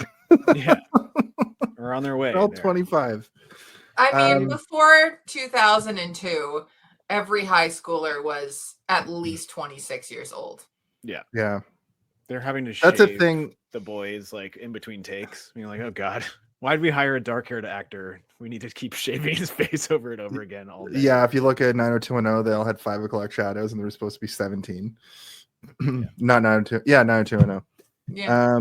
I don't even have a regular 5 o'clock shadow now, and I'm well into my 30s. Jesus. I can't grow a beard to save my life. It's really hard to grow a beard for me. Oh, speak for yourself. I'm shaving every 5 seconds. Your dark hair, they're like I just put the camera on a loop. I'm currently like shaving off my goatee right now as we speak. You're a magician because whatever you're doing is it looks like you're talking. So this part kind of was weird. The goons are like slow. She's walking home through the street. She's got a new rap boyfriend who she can't lust after yet. Kevin's an asshole. He's like, get in the car, bitch, and he wants to take her home or whatever. So she decides to walk home because she probably lives 3 minutes away from where they were. But first there was that weird thing with like the street cleaner. I thought it was sweet that the street cleaner like turned off its water for her. I don't know why they put that in the movie. Probably to fill out the 90 minutes they had to fill out. But then the goons are like following her very slowly, and I don't really know what the point of that was. Maybe they were going to scare her, but the way that Vanilla Ice rolls up on his motorcycle is like, come on, get on. I was like, her life was not in danger, and he treated it like they were going to run her over. He at least knew the car and stuff. I can forgive it, but I also understand what you're saying. I just thought it was jarring. It was just really funny juxtaposition of them just slowly following her, and then he comes off from like the side of the screen at full speed, which means that he was. Spoiler alert: he didn't at all think she was in danger. He just thought that if he yelled loud enough, she'd get on. She would actually get on. He was just bullying her into getting on his motorcycle. Or he's like, yo, what if I pretend like she's in danger? I could maybe get her on. If I just make her think that her life is in danger, then maybe. He gaslit her into thinking she was in trouble. I'm in danger. So just he did know the car from earlier, and maybe he's not as dumb as we all think. Fair enough. Well, just as a recap of where we are in the movie. What? I'm trying to give him the benefit of the doubt, guys. I refuse. He's as cool as ice. He's as cool as ice, guys. I refuse your benefit. So just here's where we are in the movie. Johnny keeps pursuing Kathy, winning her over with his confidence and unpredictable charm. He takes her for an impromptu motorcycle ride through the countryside. Fun fact, the motorcycle scenes were inspired by Vanilla Ice's real love of motorbikes. He even did some of the stunts himself. So yeah, that tracks. Motocross. That tracks. That he I know about it because he talks about it at length in his book. Now that you mention it, I do remember that he was a motocross that person. book looks like it's 99 pages long. Actually, no, it looks. Hold up let's see how thick it is. 164 pages. Whoa! Wow, almost twice. How many are pictures? 30. This many. Yeah. Literally, probably 25. Literally, the first line of the last page is, I dream of winning an American Music Award. I got nominated but didn't win yet, and at least one Grammy in the rap categories. Gee whiz. Oh my God. More important than that stuff, though, I'd like to use my celebrity to do more charity work. I've done some. I did a free concert for abused children in San Diego. I've done appearances for homeless people. I'd like to campaign for peace. I even have a sticker out that says peace in the streets. If I could be a force for good in this country, that would be really slamming. So that explains what she's doing. He really likes philanthropy, and this woman is running a charity, essentially, I thought it was gonna be for like disenfranchised youth men. I thought he was going to say, and my true goal is to one day play the great Mark Twain in a cinema film. Which he did accomplish, guys. He got there. I can't believe that he put in a book that he performed for homeless people. Can't you? After watching Cool as Ice, can't you? I just imagine him dancing around. No. He didn't say he performed for homeless people. He said I made appearances for homeless people. Which, what does that mean? Like he just like showed up in a homeless shelter and was like, "Yo, it's me, Vanilla Ice." Sorry, like, you don't have food. He just brought his turntables, knocked out the soup kitchen, and started sampling a Queen song. He brought he brought like 200 bags of ice, and he's like, "Now you can have cold drinks." Oh my Meanwhile, the homeless people are like, "Get out of here! We're lining up to get our Thanksgiving dinner. Why are you interrupting us?" I don't know who you are. I've been homeless for 30 years. Yeah. Also, why do you keep putting ice in everything? I mean, according to this movie, he carries around at least one ice cube in his pockets at all time. Well, yeah, to shove into unsuspecting sleeping girls' mouths after he sneaks into their window. Like, that's villain shit. That's like, I'm gonna eat your face, or where your face is my face. Even the way he talks when he shoves the ice in her mouth, he goes, "Shh. We don't want to wake up mom and dad." Like, that's scary. If you put like fucking Danny Elfman's soundtrack over top of that, that would be chilling. They almost did. This movie was supposed to be directed by Tim Burton. They only got 10% of the way there. And this is what he actually didn't finish the script, but this is what they had. I like the fact that this movie has 2 ticking timer kind of ultimatum things happening, because the goons are like, "You got till tomorrow to give us our money," and also, "You better give me my black book back or else." He literally says at one point, like, "What are you going to do if I don't give you back the black book?" Which is like also a little bit chilling. The movie doesn't know I mean, maybe this is how his regular interactions would go. Like, he would just be a weirdo and it would work, because he's kind of hot, so it's like maybe this is how his life actually is. You know, he can talk to people, and because he's genuinely pretty attractive, people are like, "We'll put up with this weird behavior that you're constantly putting forth." And I mean, so he just thinks that's real. He thinks that's real life.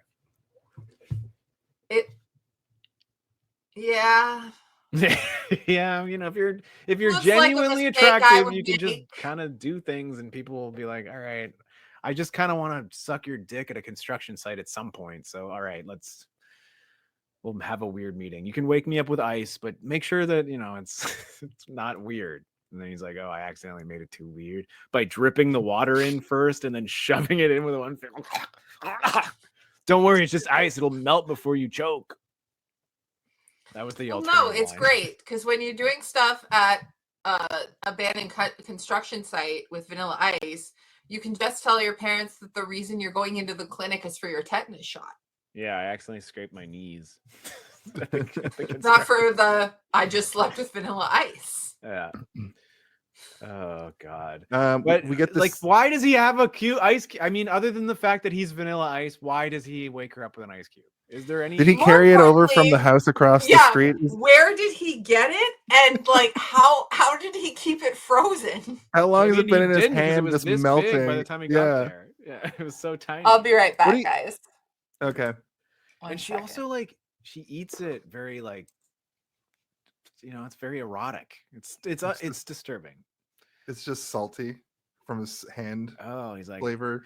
He's like, "Yo, do you know how hard it is to freeze salt water?"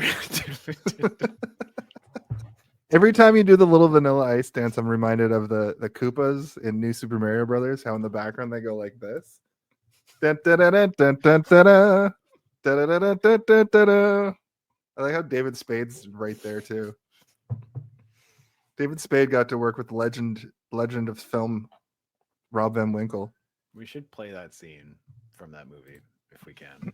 If you can somehow find it on YouTube or something, I'd like to see it. I'll just move Found it. Oh, immediately. Do you know how to do it? How to share it? Yeah. Let's see. If you just go to present and then pick the source, it's pretty easy. I just want to move ahead here a little bit. She has the conversation with Kathy's father. He basically explains the situation. Oh, did we get it? I got it. Nice. I mean, well, do we know what's going on? Or I guess we can just play it. But it would be funny if she saw this. Yeah, let's wait till B gets back. B just had to step away for a sec.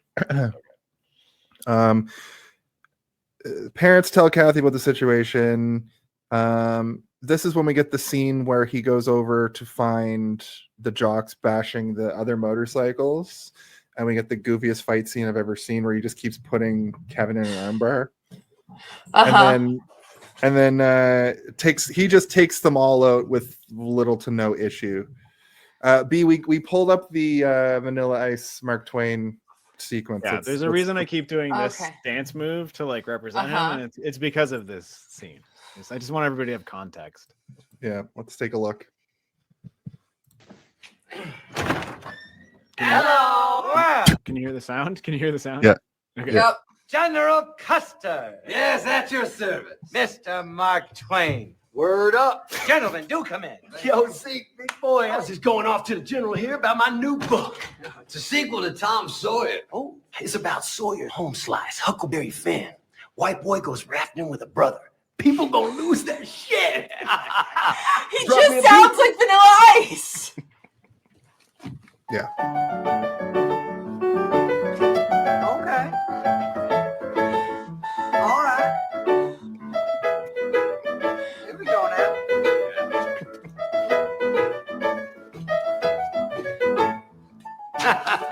Okay, so there is definitely a You sure parallel General Custer between can swing that? It's Custer, not the Custer. way There that is no Vanilla D. Ice danced in Cool as Ice and the way that Vanilla Ice danced here to the way Justin Timberlake used to dance in NSYNC versus that viral video of Justin Timberlake dancing in his fucking dad jeans like a year ago.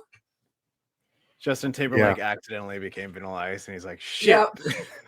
what have I done?" It's like his worst. He wanted to be Michael Jackson so bad, and he just ends up as Vanilla Ice. That's tragic. Oh, here we go. This is the scene where she just wakes up in her bed. Also, was the drool necessary? But that wasn't drool. If someone is shoving an ice juice. cube in your mouth, you're probably gonna drool as a result. I thought dripping water all over her fucking I didn't face. catch that. I thought they just were like going for realism. You know, when you fall asleep and you drool on your pillow. I thought that was drool. No, he's got Jason an was, ice like, cube. vacuuming during this movie. Like, oh shit, is she drooling? No, I was watching this movie. That's how like my brain just like left my consciousness a few I don't times. know how long he was carrying this ice cube, but it clearly was long enough that it started to melt. Yeah, let's say like, you know, you've got an ice cube like this big. By the time he shoved it in her mouth, it was this big. So he probably was like, all right, you guys got any ice cubes? I'm gonna go wake her up with an ice cube in her mouth. And they're all like, oh, who does Johnny. that as a move? Yeah, maybe don't do that, Van Owen. And he runs over there. I'm gonna sneak in through her window and lie in her bed. He tried like so many other windows that the cube is slowly melting in his leather jacket pocket. And then he's like, finally gets there and he's like, all right, don't wake She's up. like, Mommy I'd and see Daddy. this as a threat, but his pants tell me he's not a threat at all. So I'm gonna see where he's going with this. Yeah. She manages to lift his ID off him where his name is revealed. And I actually thought she said Rob Van Winkle here, but she says his Johnny Van Owen. Yeah. She also knows about Monique somehow through all of this experience. She finds the little picture. The little picture. She finds the thing number. she wrote it on. Yeah. And then she's about to take her clothes off just in front of him. It's like, I gotta change. And he's like, yeah. And then the kid, the kid busts in the son Tommy, and she's like, and the son's like, or the kid's like, "Are you guys gonna do sex?" Yeah. Cough up by my little brother again. Yeah, this always happens. Sorry. As soon as you're done making sex, is what the kid says. Yeah, he's like, hey, you ever been on a what is he like on a what does he call his motorcycles? Have you ever been on a bike or whatever? And he's like, no, something like that. Can I though? And he's like, you will soon, real soon. And he's like, right after you guys are done fucking. And he's like, whoa, whoa, jeez, kid, get out of here. Yeah, so they do go on a ride. It's just very music video-y. They go to the construction site. I like their little conversation.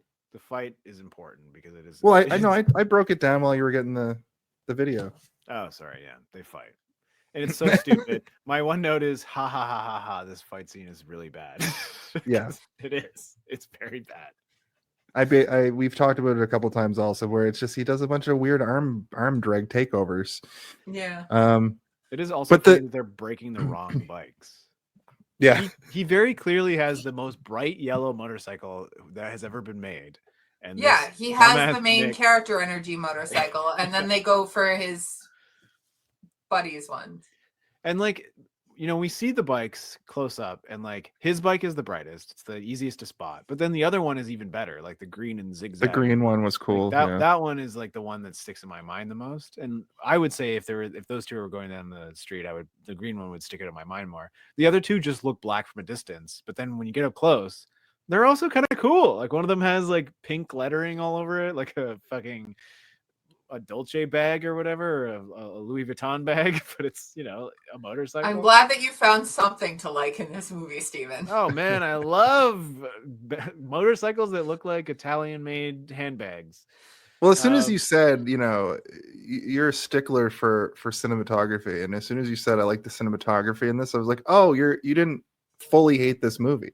No, I had there's some stuff to like in this thing. I'm not just gonna shit on it for the sake of shitting on it, because we've already been doing that, and we're all kind of collectively doing it for the same reasons. I'm not like hating on stuff that you guys loved yet.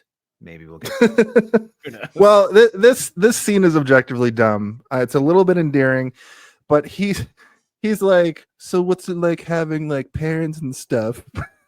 She's like, what?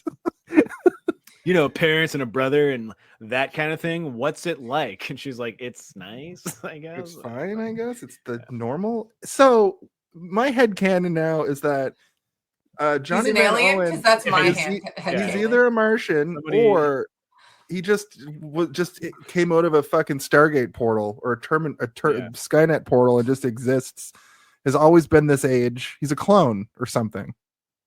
No, a sort of like a street rap troupe found him in a pod next to like the Florida Keys, and then they opened it up and he was like like already in there dancing. You're like, oh fuck, we need to. He's like a hotter ET. Yeah, the hottest ET. Instead of being like, I'll be right here, he's like, I'll be right here. I assume it's like the implication is that he had like a shitty upbringing, but like, yeah, what we don't learn, we don't know. We have to just make up our own headcanon, which is like, whatever. I don't know, it's a streetwise ruffian care system or something. He was an orphan that was never adopted. Okay. Maybe he was a horribly ugly baby and nobody wanted to adopt him. So you know, they could have said that. They could have fixed that with one line and being like, "What's it like having parents and stuff? I was an orphan," and then you don't even really have to go into it even further. Just say they didn't say it. If they said I was an orphan, I would have flipped my desk over and been like, "Fuck this stupid movie." That's probably what he said, and they cut it out.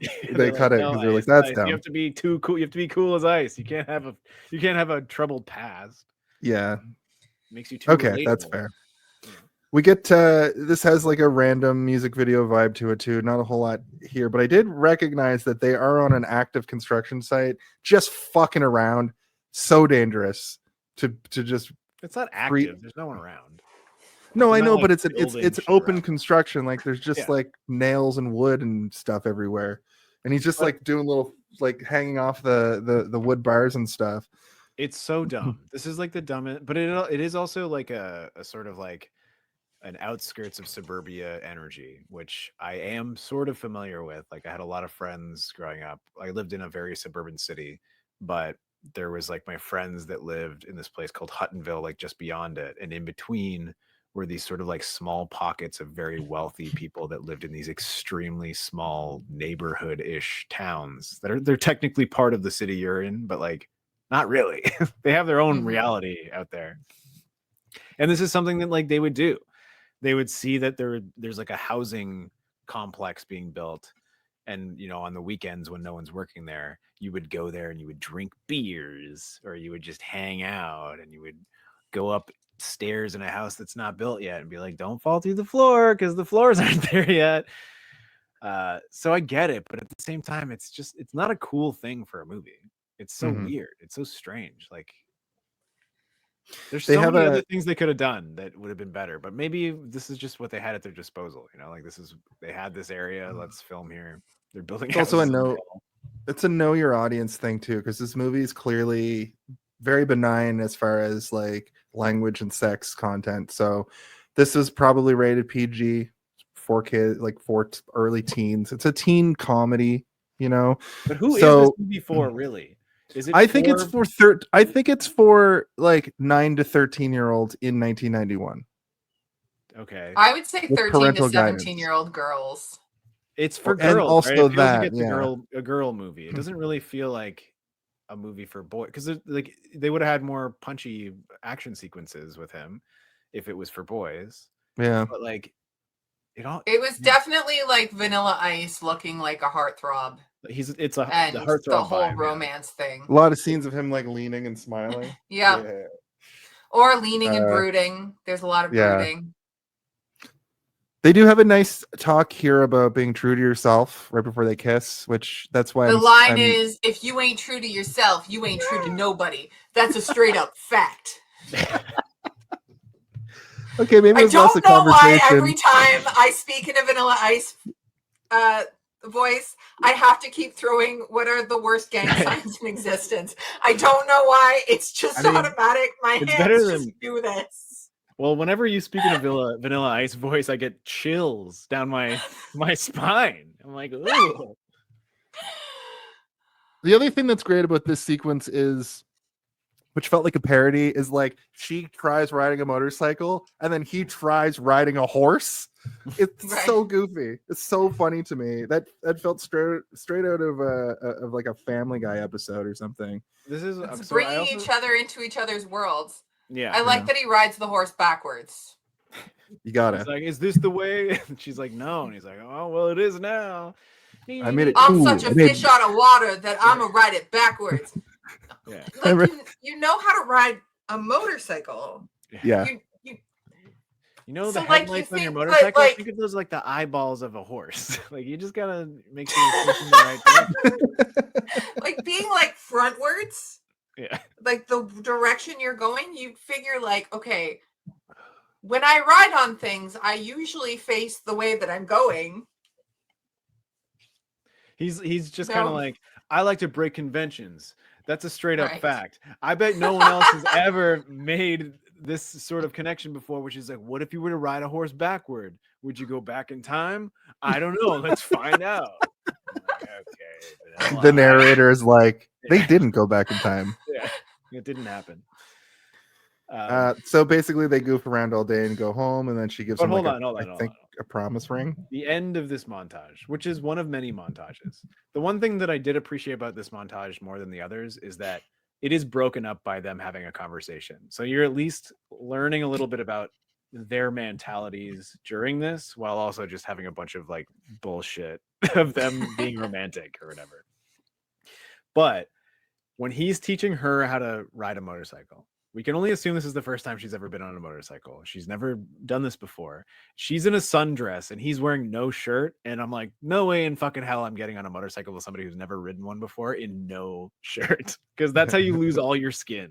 Yeah. All your skin will be removed if one thing goes wrong. Vanilla. That's how you get a degloved torso. Yeah.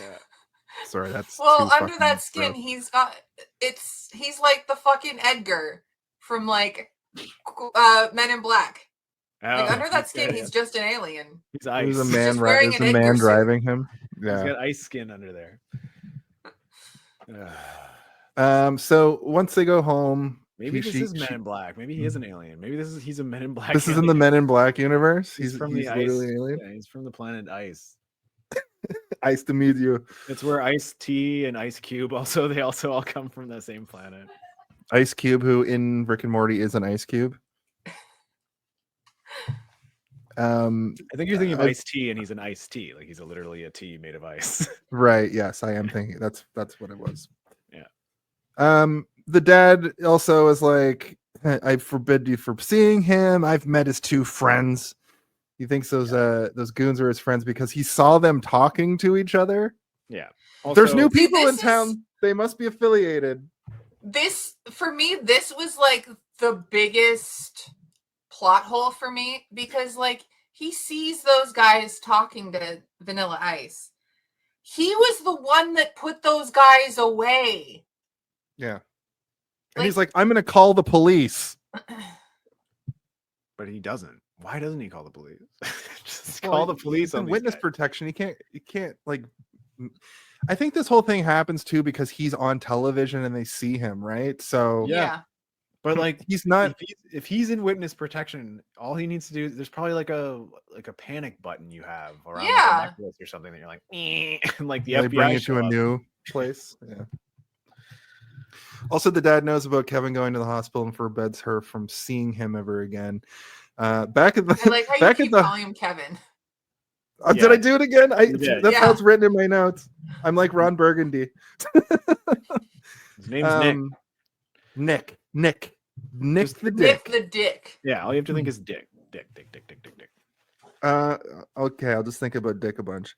Back at the house where all the crew are staying, we just get a great sequence of the old lady showing off her dance moves. Yeah. And then she says something about homies, I think, or home slice or something. And she's like, did I do good? And they're all like, yeah, you did.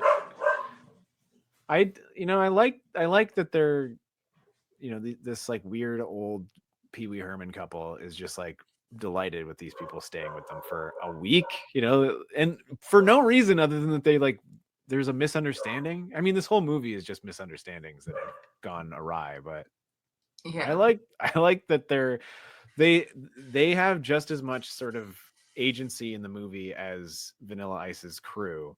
And the part of me wishes there was like a weird sort of like Nickelodeon-esque ending where like they're having to like do like a weird crazy Nerf fight, like the end of Hook or something, like something like that, like where they're fighting all the preppy weirdos in town. The end of Toys, where it's just a bunch of toys running into each other. Yeah, something like that are also bombs. Basically, before when I said that he spills the beans on the situation, he actually is finally telling Kathy what's happening now. They're in witness protection over what you guys were discussing earlier about the crime that he witnessed or blew the whistle on, and these goons track them down. So then the next morning she walks outside and that's when we get the line, I was just chilling in the hood and I thought you might like to go for a ride. And then she tries to break things off with him. And then but this scene feels like, like in a movie when like a child takes like a dog to the woods and is like, get out of here, I don't love you anymore, and they're like throwing rocks at the dog to get the dog to run away. It's very old Yeller coded. Yeah, or like Fox and the Hound coded. Yeah, that's what this feels like to me. Is like he's like walking backwards on his motorcycle, which again, kind of a very nice and interesting shot where she's walking down the street and he's maneuvering his bike backwards. I'm like, what a good shot for like another movie where they're having an actual real conversation that has any kind of impact or importance in terms of like you're putting this on camera and it matters. But no, it's Vanilla Ice being like, what do you mean we can't go on another date? And I'm like, oh my god. But yeah, very like take the dog to the woods and you're free now, you're free, go run in the mountains and don't ever come back here. Like that's what it feels like. He also hits her with the old, you think you know me? Like, no, you don't. I didn't even know your name until I accidentally. You don't know nothing. Yeah. You don't know me at all. Motorcycle sounds. And that's a straight up fact. And that's a straight up fact. Another segment of music and him just driving around looking solemn. And the girls try to convince Kathy to get back with Nick. I wrote, these people are wackio. That's me. That's not Vanilla. Yeah, it's Fresh Man. He has a tete-a-tete with the kid. The kid catches up with them, who ditches Little League recklessly. This kid's got some real, ice by ice energy. This kid's gonna be writing a manuscript. A tell-all. But basically, he's like, everybody in my family keeps talking about you, and they're not saying great stuff. Can I go on your motorcycle now? So they go for a ride, and basically he talks to the kid. This kid is just asking to have his face on the side of a milk carton. Right? He also, the one thing about this movie that I was happy here was like, at least they gave the kid a helmet. They're like, this kid has to have a helmet.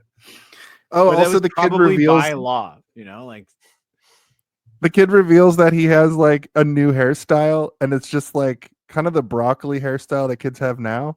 And I'm realizing that Vanilla Ice would have that broccoli hairstyle. Oh, Vanilla Ice would absolutely have broccoli hair. Yeah. I don't know if we talked about this on the show before, but like he would get the perm. Yeah. So like there's like a hairdresser on TikTok, and she was like, I just want to reveal to the world that all of these teenage boys are getting perms. Their moms are bringing them into our salons to give them perms because they want to look like this, and they show like the hair. And I'm like, that is wild. Because I remember, when I was a kid, like kids frosted tips and shit like that. Like I never had them, but like I understood it. My grade was the frosted tips and like the fucking ski jump at the front. Yeah. We called it. But now kids are going in for like a 1980s style. My like mom a haircut used to get that perms was in 1991. But like, no, they're doing hairstyles that have almost universally been dedicated to like the Golden Girls. Like they're getting haircuts that are for elderly women, teenage boys. That's how much of a shift things like are constantly going through. It's like this hairstyle almost always you turn 60, and as an older woman you cut your hair short and you curl it because it's just easier to maintain. And now it's teenage boys that are doing that. Thank you for that, Steven. From now on, when there's a group of fucking broccoli heads at the gym crowding out all the equipment and not letting me use it, I'm just going to go up to them and be like, so are you more of a Sophia or a Rose? You don't give me Dorothy energy. Yeah. And you don't have enough Riz to be Blanche. Yeah, no way. You're not. None of you guys are Blanches around here. If anybody calls you Blanche, they're comparing you to when you cook a potato and then put in the cold water. Which is kind of what you resemble, you potato. Yeah. Blanche is also bringing it back to this. A word for ice. It's true. Or white. Or white, yeah. Not ice, white. Brain, white. not braining. Sorry. Vanilla. We've been talking about this movie so much that my brain is about as many brain cells as this gorgeous young man's. Yeah. It's a coming on this show is a blessing and a curse, I would say. A blurse. A blurse. It was the blurst of times. That's the new name of the show. More shots of random dancing. A guy breaks a house of cards artistically. I think this scene was supposed to be a metaphor for the part in the hero's journey where like everything's falling apart because their dance moves are a little bit more bombastic and intense. I feel like you are giving the writers of this film far too much credit. Every time that I say something like that, I am absolutely just it's headcanon giving more credit. Wrong, though. Like that is what they're literally doing that. They're trying to make it seem more important, but it's actually just this is stuff they've done in other movies to represent turmoil and chaos, and like this is what we have to do, and they do it in this movie, and you're like, who suggested this? It definitely wasn't Mr. Ice. Mr. Ice did not do this. It really reads as like the film version of that kind of whiny pseudo goth boy in your grade 10 modern lit class writing you what he thinks is this really, really deep and distraught poem. Mm-hmm. And it's just terrible, but you don't want him to go home and self-harm, so you tell him he did a good job. Yeah, pull it up. It's called the Dreamboat. and I wrote it when I was in grade 10, and no, I don't have it ready, but yeah, it's about like a spaceship called the Dreamboat, and it's all about. You've literally told me this exact story before, Steve. So as B started describing you in grade 10, I'm like, oh. I was definitely that emo kid that would be like, "This is way too important for you to understand, but I'm going to read it to you anyway." I really I'm want not you even to gonna read find it to that you. and read it in Probably a wouldn't Vanilla get it. Ice voice. Yo, so the Dreamboat was a ship, a spaceship on the River of Dreams. They're putting the motorcycle back together. That's when I fucking an hour and 10 minutes into this movie, I realized they only stopped in this town because of the motorcycle. That's how, like, it's not. I thought when they first get to the town that they were going to this town to play their next show, but they're just passing through, and that's the whole cowboy Jason, element, you've right? said this twice now, and I'm like, that's literally what it is. So why do you like? It didn't take that long for me to understand this. Why did it take you? I didn't get it. Movie. I didn't get it at the beginning. Their bike breaks down in the first 5 minutes. That's why they're there. They're stuck. This movie made me confused. It made me have confusion, and it's that was the dumb other movie. alternate title of the movie was Confused as Ice. It gave me confusion. Confused as Ice. I don't know what it is. If it's like a movie like we did Leaving Las Vegas last month, and that movie I hung on every word. I got it. I got all of it. It all made sense. It's a pretty deep movie. There's a lot of like subtext and stuff. And when they're just telling you everything with no subversion or subtext like this movie does, I'm trying to read into it way harder, so it confuses me. But it's also Don't do that. Because that'll hurt your brain. I was giving it the benefit of the doubt. But you also give yourself the leeway to sort of like stop paying attention for a second, which is so like when you stop, you're like, what? Wait, did somebody say something that it's explained a thing? Because I feel like because they have to tell you everything, it's the only way that anything makes sense. And that's why they tell you everything through dialogue. There's no implication, there's no metaphor, there's no subterfuge. You're just kind of like watching it for what it is, and the characters have to tell you what's going on. So if you miss one sliver of dialogue, you'll be confused for a little while until you're like, whatever, it doesn't matter. That's a good way to look at it. Yeah. Rob Van Winkle drops the kid off. The kid's like, that was the coolest. Want to see my room? And he's like, not really. No, I don't think that's appropriate. I don't think any of this has been appropriate up until now, but I'm definitely not going to go into your bedroom after taking a illegal motorcycle ride. And that's where he differentiates from a 2001 Warped Tour band to a 1996 Warped Tour band. Yeah. They're like, absolutely. Like, sort of brand new, definitely not Lost Prophets. So, like, lesser of two evils. Yeah. Yeah. For those people who understand that was really dark. Is that a reference to Derek? From Derek Whitby? No. No, that would have been a good reference. Did you hear about this? He put his memoir. Greg Norrie for from some Trouble 41 Charger was. Yeah, and that's all that stuff happened on Warped Tour. That's why I thought you brought it up, but I think it was systemic that a lot of those bands had proclivities outside of the legal realm, and it's all going to come out now, like another kind of like. I mean, it's been coming out for years. I went to Warped Tour for the first time at 16, and I was too old for most of the bands there. That's fucked. I wonder if they're going to come up with like a fun nickname. You know, they always do. Like, Did He Do It? Like the Diddy documentary. Did He Do It? Warpists. It's going to be called Warped. I know why I laughed. I laughed uncomfortably there. All right, now we should Johnny, probably go back to the movie. I'm moving forward. Now Johnny's breaking into Kathy's house again. Oh, for fuck's sakes. Jesus Christ. He leaves the promise ring in the fishbowl. Just gotta say, the pH balance of that fishbowl is messed up from that ring. They're all dead. All those fish are Well, dead. I feel like her pH balance is also messed up after fooling around with Vanilla Ice. So She's got a herpes balance now, if you know what I'm talking about. The goons come into the house. They kidnap Tommy. I think this is the kid's name.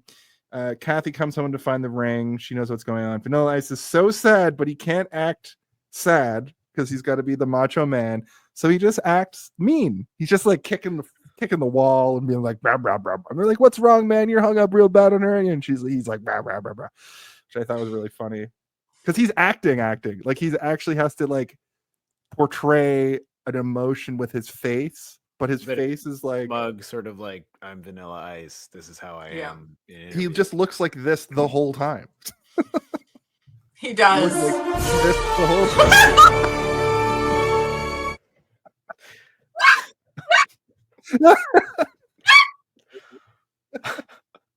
Jump scare. Vanilla Ice jump scare.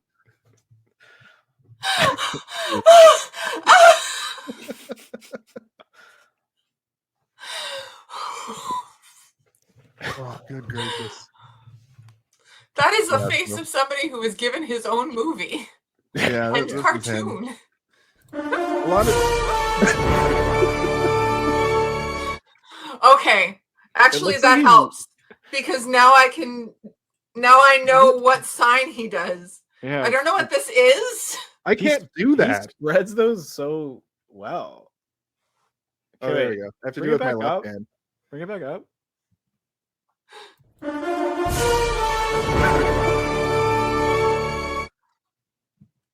All right, I think I got it.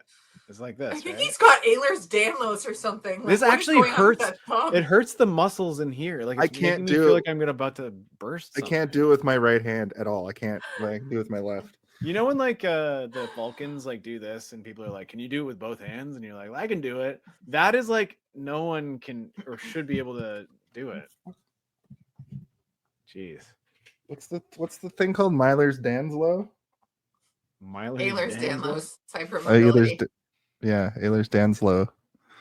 I mean, I can do got it it. with both hands, but I've also had a lot of ex-girlfriends, so I've had a lot of practice with different finger movements.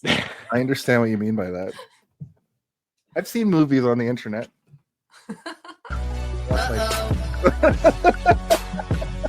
Boner alert. I lost my goddamn pen and I haven't moved. But that doesn't matter. I'll just move us forward. Yo, where's my pen at? That's the sequel. Yeah, where's my pen at? Starring Vanilla Ice, and he just tries to find his pen for the movie's actually 2 hours and a half long. Vanilla Ice is so sad, but he can't. He's just mean. Everyone is putting. Nope. Oh, I just wrote. We need to get to the ending now. So Vanilla Ice goes to talk to Kat. The dad's like, she's not here. And he's like, she's standing right behind you, which I thought was really funny. What are you talking about? And then we get the scene with the tape, the pre-record of the kid being like, very creepily, being like, if you want to find me, I'm out there. So come find me and I'll be here. Yeah, but then Vanilla Ice turns into fucking Sherlock Holmes at this point, where he's like, yo, Sherlock you hear that Holmes. noise inside the tape recorder? Everybody calm down and Sherlock Homeboy. Sherlock Homeboy. Yeah. Sherlock Homeboy. I like that. When he was listening to it at first, he's like, man, I thought he was going to be like, man, I could rip off this beat so good. Yeah. Can I sample this? Yeah. Can I put this at the beginning of one of my songs? Yeah, he puts a hostage recording at the beginning of one of his records, and people love it. He finally got his Grammy. He gets his Grammy. Yeah. His People's Choice Award. People's Choice. I'm still I'm still writing Kevin in my notes at this point. BTW. I wanted you to know that. In your defense, you thought his name was Kevin, so obviously you did. write it through the whole thing. He does give big Kevin vibes. He does. He seems like a Kevin. He's like got a Kevin body. You know? Karen. Yeah. When Nick shows up, he's got that thing on his nose. The dad's like, Vanilla Ice had something to do with this. And then I think Nick straight up, I don't know if we see them on the motorcycle or what, but he basically describes what happened with the kid and Vanilla Ice earlier because they went on a motorcycle ride together. I don't know. Was he in the background of a scene and he saw them? Because I didn't pick up on that. But if he didn't, and he didn't know they had done that, he just straight up lies because he's like, I think it's a nefarious plot. So I wanted to ask you guys, was there a point where you see Nick in the background of a scene when they're on their motorcycle ride? Because that's what he describes. Yeah. Yes. There's Okay. actually a very good scene where The kid boy- yells something at him. No, he gives him the fucking Yeah. finger. Oh, that's right. They're on the okay. motorcycle and he sees Nick and he just gives him this fucking bird. And we're all sitting there being like, no fucking way. And this kid puts his finger up and we're like, and then Nick's couldn't believe it. Could not believe it. So Kathy runs to the crew. You need a psychiatrist. I thought it was a funny line. She shows the tape. And I wrote, we better not have to listen to this whole tape again to fill out time. And we don't. We have to listen to some of it while we just get the reactions from the different people of the crew sitting around. Not the whole thing, but you get enough of a reaction that you sort of see what's happening here. And then we get, I think, might be the smartest thing in the whole movie, and that's not saying a lot. But Sherlock Homeboy hears the clanging of the pile driver, which we see earlier when they're at the construction site, and he's like, "I know where that is." Jason, can you please write, if you have a notepad near you, please write down Sherlock Homeboy, because I think we should make that into a t-shirt character. And it's just a picture of Vanilla Ice with the Sherlock Holmes hat. But he's wearing it completely Specifically sideways. the picture that you keep posting, but like Right. a Sherlock Holmes hat Photoshop. This one? Yes. Photoshop the Sherlock Holmes hat on that. Yeah, that's perfect. That's so good. Yep, that's gonna be our big Christmas. He'll be doing big that, but then Christmas he'll chart. also have like one of those big pipes, like sucking on it. Well, he probably remembers the clanging because that's how he stuck to the rhythm while he was, banging, making his little finger sign at her. Boner alert. Anyway, I thought in a movie that I was like, this movie's over soon. What could they possibly do to make it entertaining? I thought that it's like the thing where a guy's in a trunk and they have a great ability to like remember where bridges and stuff are. So they redo it and they're like, oh, well, we must have driven over this bridge and went here and went there because they were stuck in a trunk and they heard all the sounds of the city. This is much stupider than that, but this was at least an interesting little thing because now Sherlock Homeboy, now Vanilla Ice has worn many hats in this film. He's been an action star, he's been a rapper, he's been a romantic comedy ladies man. Now he's a fucking condom with that reservoir tip he had going on. He wears a weird hat at the end. He wears a weird hat at the beginning and at the end. Yeah, he's got a lot of weird hats in this movie. And then when they pull up to the place, they can't find the goons at first, but then they do. But this is when I also noticed that these goons have no script here. They're just saying stuff. They keep calling them Martians. They're like, oh, the Martians have landed. Cute little bike and a zigzag haircut is an actual line that one of them says, which I was like, there's no way anybody wrote that down on paper. Be like, this is your line. That person thought of that thing and said it. Fully improv. I think that the two goon guys are like, they made an active decision. Like, if we're going to be these two guys who are traveling the country together and have been partners in crime forever, why not just like have the implication that we're also partners in life? Like, we're life partners and we're married, and like maybe we're just shitty gay crime guys. Like, is that? And you know what? I kind of like it. I like the fact that they kind of committed to it. They constantly are judging people on their physical appearance all the time, which is a thing that if you've ever been in a gay relationship happens all the fucking time, especially if you're in like a bi relationship where everybody is just constantly looking at everybody and being like, hot, not hot. What are your thoughts? Yeah, I think he's cute. I think he's pretty cute. Oh yeah, he's fucking beautiful. Yeah. It's a real thing, Jason. I mean, I've only been in one gay relationship, but Chucky? With Chucky? Oh my god. Yeah, with Chucky. But I know what you mean. Because of I view the world differently than a lot of straight presenting people. Is all I'll say. Yeah, Merry Christmas. You talk about breasts a lot, you sick fuck. I like. There's nothing wrong with that. I'm just kidding. The Psycho Squad blasts through the wall and they save the kid. And this was the most anticlimactic climax of a movie I think I've ever seen, because you would expect there to be sort of like a fight scene in a battle, but they just blast through. They beat the guys up in 2 seconds and then take the kid. I do like that, that they do put together their sort of Lost Boys team at the end to do it, but I would have loved it to be far more over the top. And like when I look at the budget for this movie, I'm like, why didn't they have like a crazy like Kevin McAllister level, like put these guys on slicks and stuff and like have them slipping around? And because they spent the budget on getting Naomi Campbell. that's Yeah. true. You're right. Did you For take a 2 look at the run? seconds. Did you take a look at the runtime too at this point? Because I did, and there were like, I think there were 13 minutes left in the movie, and I was like, are they just gonna have Kathy Music? and Vanilla Ice kissed for 10 minutes? I was like, there's going to be a music video at the end. I had the exact same thought, but I was like, I know it's coming. I know it's going to be him being like, yo, let me stick my face in my buddy's booty. Yo. Wait, before he did that, they had the actual climax of the film where he jumps the dick boyfriend's car. Jumps the Dick Yeah. is also the name of my autobiography, being released in February. Yeah, I knew they were gonna do it, but I was like, do I like this? Yes. But did they do it as well as they could have? No. What should have happened is he should have been like, my car, like the windshield should have been split in half, and like there should have been tire marks going all the way up the back, like cartoonishly aggressive, you know, instead of making it like this is a cartoon. Because there's a lot of cartoonish stuff in this movie, and that was one of the things that actually felt disappointing. You know, when you kind of have an expectation set up. Because they didn't destroy anything in this movie. The one thing their only scene of destruction is when he's beating up the bike with a baseball bat, but it's like clearly sort of like a kit bike from a certain angle. So they're like, just go to town on this thing because it's actually just a hunk of plastic. No one gives a shit if you break it.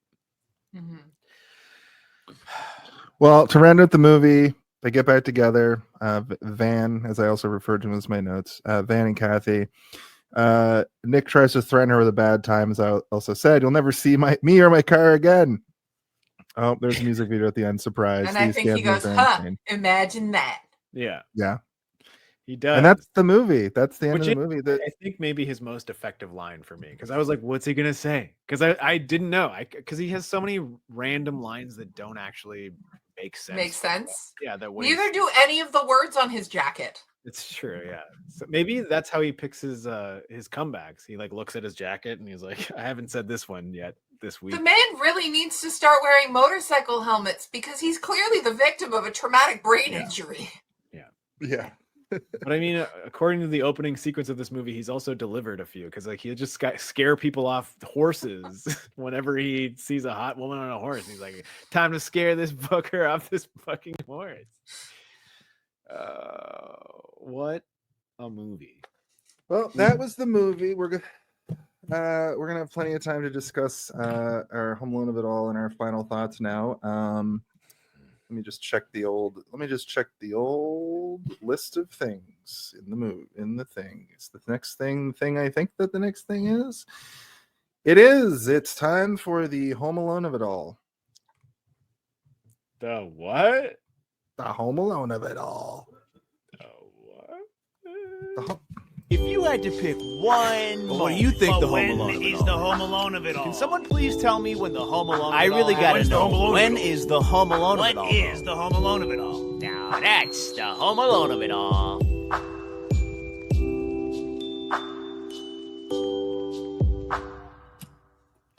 If you don't recall, the Home Alone of it all is the idea that in every film, there's sort of that moment from Home Alone where Kevin McAllister slaps down the blueprint and sets up the traps to take down Harry and Marv. I've posited sort of that every movie sort of has that moment.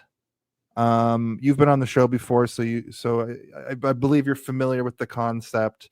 It's sort of like the part of the movie you came here to see. So the guest always goes first on, hey, did you see this one? So B, why don't you hit us with your Home Alone of it all?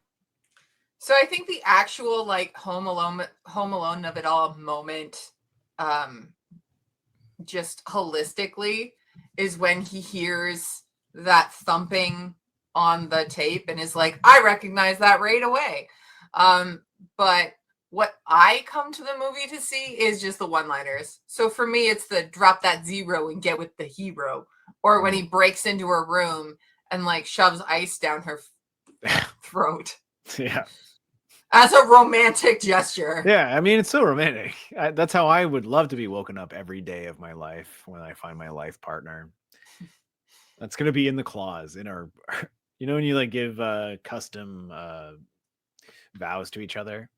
It's like, I vow to every day wake you up with a tiny little chunk of ice shoved directly into your mouth. Well, you know what? Commit tax evasion with somebody, and I'm sure you'll find the one. That's true. Yeah, I never thought about that. Just got to commit tax evasion. It's fine.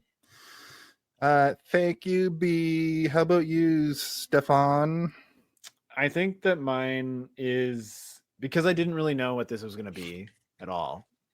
And even after the fact, I was like, I don't know what I thought it was going to be, but I didn't think it was going to be this.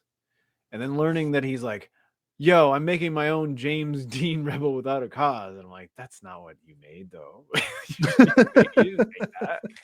Like all these facts kind of compiling it. I think that mine is genuinely when they pull up to the weird house and then the guy's like, you're there, you're here. Oh, I can't give you even 500 for that. Like when it got so weird that I was like, I don't even know what I'm watching. And it just kind of kept that energy for most of it. Like I didn't know what I was watching, and I never really truly felt like I was in one specific type of movie. It's like they took a bunch of movies and put them into like a fruit blender or whatever and like squeezed out a juice that is the equivalent of that fucking sandwich that we see that guy make where you're like, what is this? Yeah, it's like cinematic swamp water. You're right. And that's not necessarily a diss to this movie. A lot of disses get dropped in this movie, but in this movie, I wouldn't say that. Word. And yeah, I think that's my fact. That's a straight up fact. Cool. Yeah, I agree. I now it's the one-liners. I definitely agree with that, B. And I think I said the same thing as Steve in my notes, just basically when they get to town and everything starts happening. Because normally you would think that final sequence where they figure out where they are and they go find the kid, that would be much longer. But in this 90-minute movie where they just so many scenes just go on forever for no reason, or there's just montages of dancing and whatever weird artistic nonsense. It should be that final push to go rescue the kid, but that all of that happens in like 6 minutes. All of it, the whole. And it's also kind of like the most boring part of the movie, where you're like, yeah, okay, good. They should have made it more artistic. They should have just made like the crew. You know what? Makes a sandwich and knocks over I a host feel of cards. This movie was a metaphor for what it's like to have sex with Vanilla Ice. A lot of build up and no payoff. Yeah. And it starts with somebody shoving weird dancing in your underwear. It starts with somebody shoving an ice cube in your mouth when you're asleep. Oh my god. Well, okay, thank y'all. Let's do the MPAAA rating game then, in that case. It's time to play Guess the MPAA.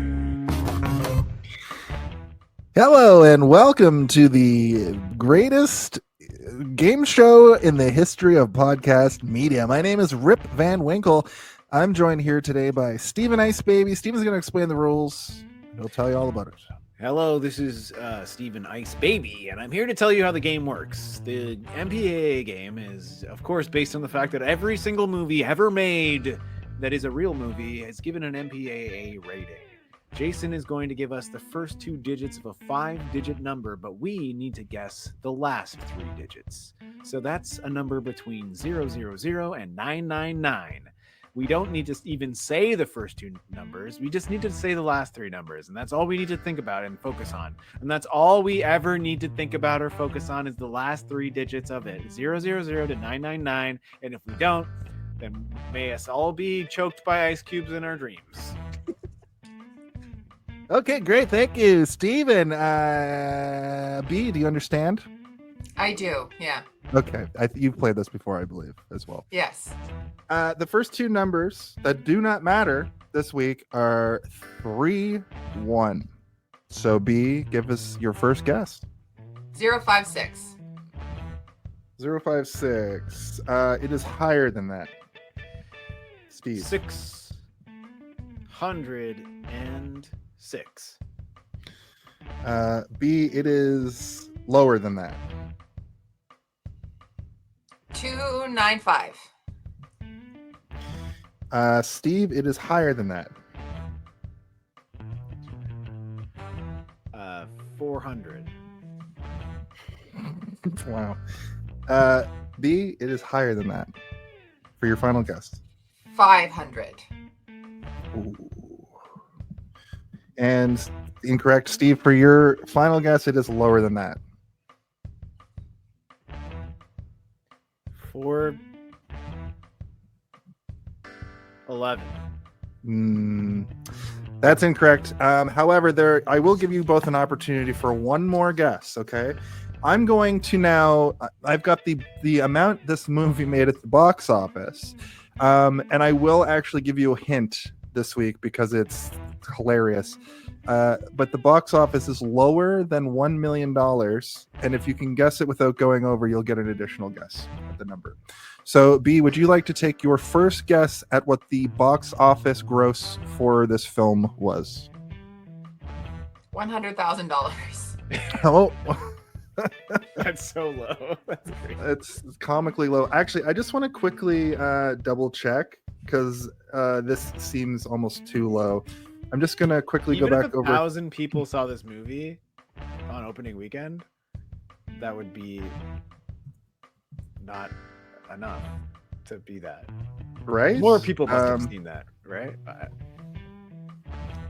So you said 100,000. Let me just double check my number here because I'm pretty sure I had it. Oh, it's slightly higher than I thought. Okay, so B, you're locked in at 100,000. How about you, Steve? You said it's lower than $1 million, but it's. Oh, you didn't say, or you said it's higher than Actually, you know what? I fucked that up because I thought it was one digit. It's lower than 1.5 million. All right, B, Okay. you can guess. Can I guess again then? Yeah, You can definitely guess again. Yes. 1.2 million. Okay.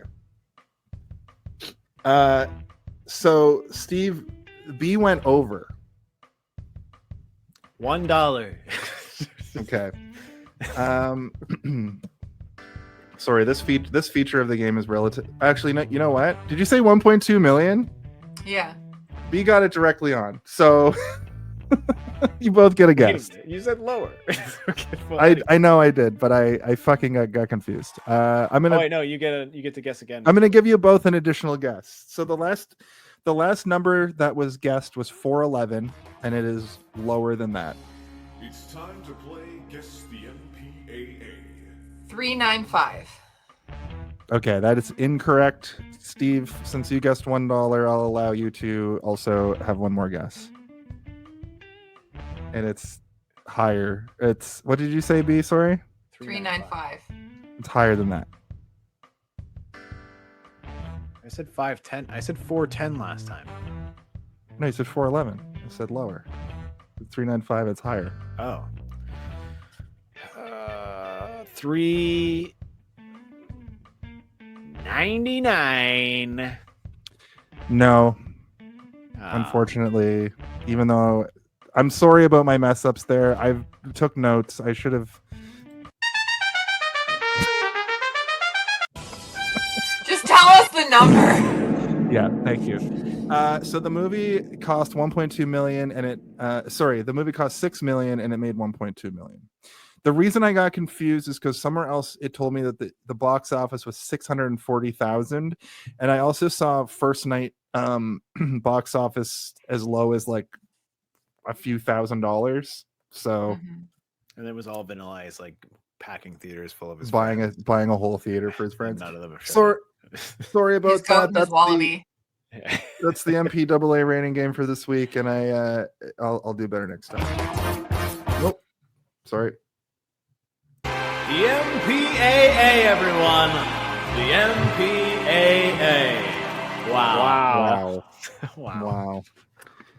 Thanks for playing. My name is Rip Van Winkle. So we're on to the end sort of times here, both in reality, and who knows if the world will still be around when this episode actually goes to air. But all we have left is our final thoughts. It's time for our final thoughts. And just like every other segment on the show, the guest always goes first here on Hey, Did You See This One? So, B, why don't you give us your final thoughts for this film? And if you have some sort of a rating that you'd like to give it, whether it be out of like a 5 or out of like a 10, or if you want to give it some complete nonsense rating, the floor is yours to tell us your final thoughts. I mean, you guys were forced to watch this movie because of me.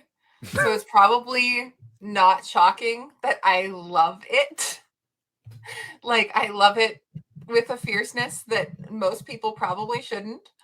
If anybody out there wants to date me, watching this film with me is a prerequisite. So if you don't think you're going to like it, don't watch it beforehand because you don't want to watch it twice. Or maybe you do. Maybe you do. I give it a solid 9 out of 10 disgusting sandwiches up. That's perfect. I was also going to use this disgusting sandwich, but I might change my analogy then. Oh wait, sorry. I have to. Yeah. Thank you for that. Give me what I want. Give me what I want. Jason, I know what to do. Give me what I want. So we used to use the Undertaker bong there, but since the Undertaker is MAGA, we changed it to Batista, who is very much the antithesis. Give me what I want. Give me what I want. He just wants freedom. Yeah. How about you, Steve? What are your final thoughts for the film Cool as Ice from 1991 starring Rob Van Winkle? Well, I mean, apart from the fact that like I had no idea what this was going to be, and I didn't really have any expectations, you know, like I was like, it's a Vanilla Ice movie. It's the only one I think that is in existence where he is the main character of a movie. I don't think he's ever done it again since. They haven't let him. Yeah, they're like, no, you're not allowed. they wrote it into the clause of Hollywood. They're like, he could have won an Academy Award. Hollywood that Vanilla Ice is no longer allowed to be a main character in anything ever. It wasn't as bad as I thought it was going to be, but it was bad. Like, it was still bad. Like, of course, you know, like it was as bad as maybe it was as bad as I thought it was going to be, but like score down a couple based on like my expectations of bad. But there's a lot of stuff in this movie that I really liked and shouldn't really be in this movie based on what it is and what its bones are, you know, like what the structure of the movie is meant to be versus what it actually is so strange. And I would recommend it to people, you know, like one, if you want to date Bee Dawley, you got to watch it. That's a recommendation enough, but I would recommend it just to be like, what is this? Like, what the fuck is this? It's like a weird puzzle. It's a weird puzzle where the solution to the puzzle is actually extremely simple, but you overthink the solution. Where you're like, you're trying to figure it out, but you don't need to. You already figured it out within minutes of starting the movie. You know what it is. When he's trying to impress somebody so hard that he scares them off a horse, you're like, yeah, that's what the whole movie is. The whole movie is getting scared off a horse, basically. Yeah, you know, there's lots of stuff in this movie that I didn't like, but there's lots of stuff in it that I liked, so like I didn't have a bad time. But I do think that it is something that would benefit from a writer and editor.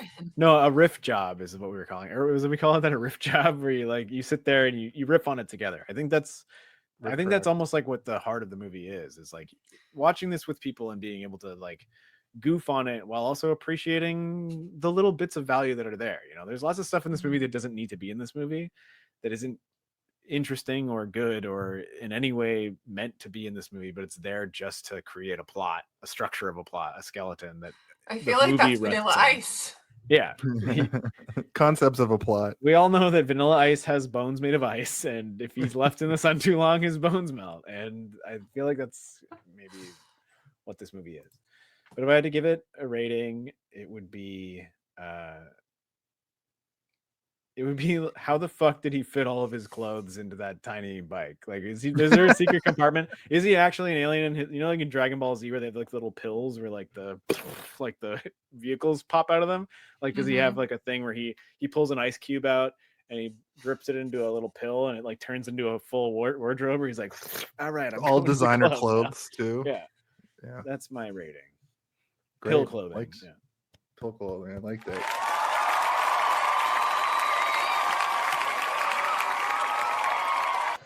Give me what I want. Give me what I want. Yeah, it was a bit of a slog. I'll be honest, but I will say there's a certain charm to this time capsule of a film. The weird catchphrases, the wardrobe, the neon and pastels, and the music, which it was my main draw for this film. I grew up with a lot of the dance music in this movie, like ow, I love that song so much, and the fact that that was in this movie definitely put this up a letter grade for me. Unfortunately, Vanilla Ice is a bad actor, and even the real actors around him couldn't prop him up. And the storyline, like the plot, is like comically basic, but I think that's what you have to do when the person who made the movie, who's building this movie, Vanilla Ice, thought that he was going to be the next James Dean and thought that he was remaking Rebel Without a Cause. And if either of you have never seen Rebel Without a Cause, it's one of those few movies from the 1950s that feels ahead of its time. It almost feels like a modern movie. It's very good. It's very good, and a lot of bad filmmakers try to remake it and make amazing results, like Cool as Ice. Yeah. The Room, Tommy Wiseau was very inspired by James Dean. That's so crazy to me. Tearing me apart, Vanilla Ice. You're tearing me apart. What I will say is this movie is a 5 out of 5 soundtrack, 5 out of 5 dance moves, 2 out of 5 overall. And I also give this. Spins the gun in his hand and goes just like a weird wobbly. The Foley work in this movie was also hilarious. They used a lot of stock like sound effects and stuff. That was great. But my rating for this movie is this.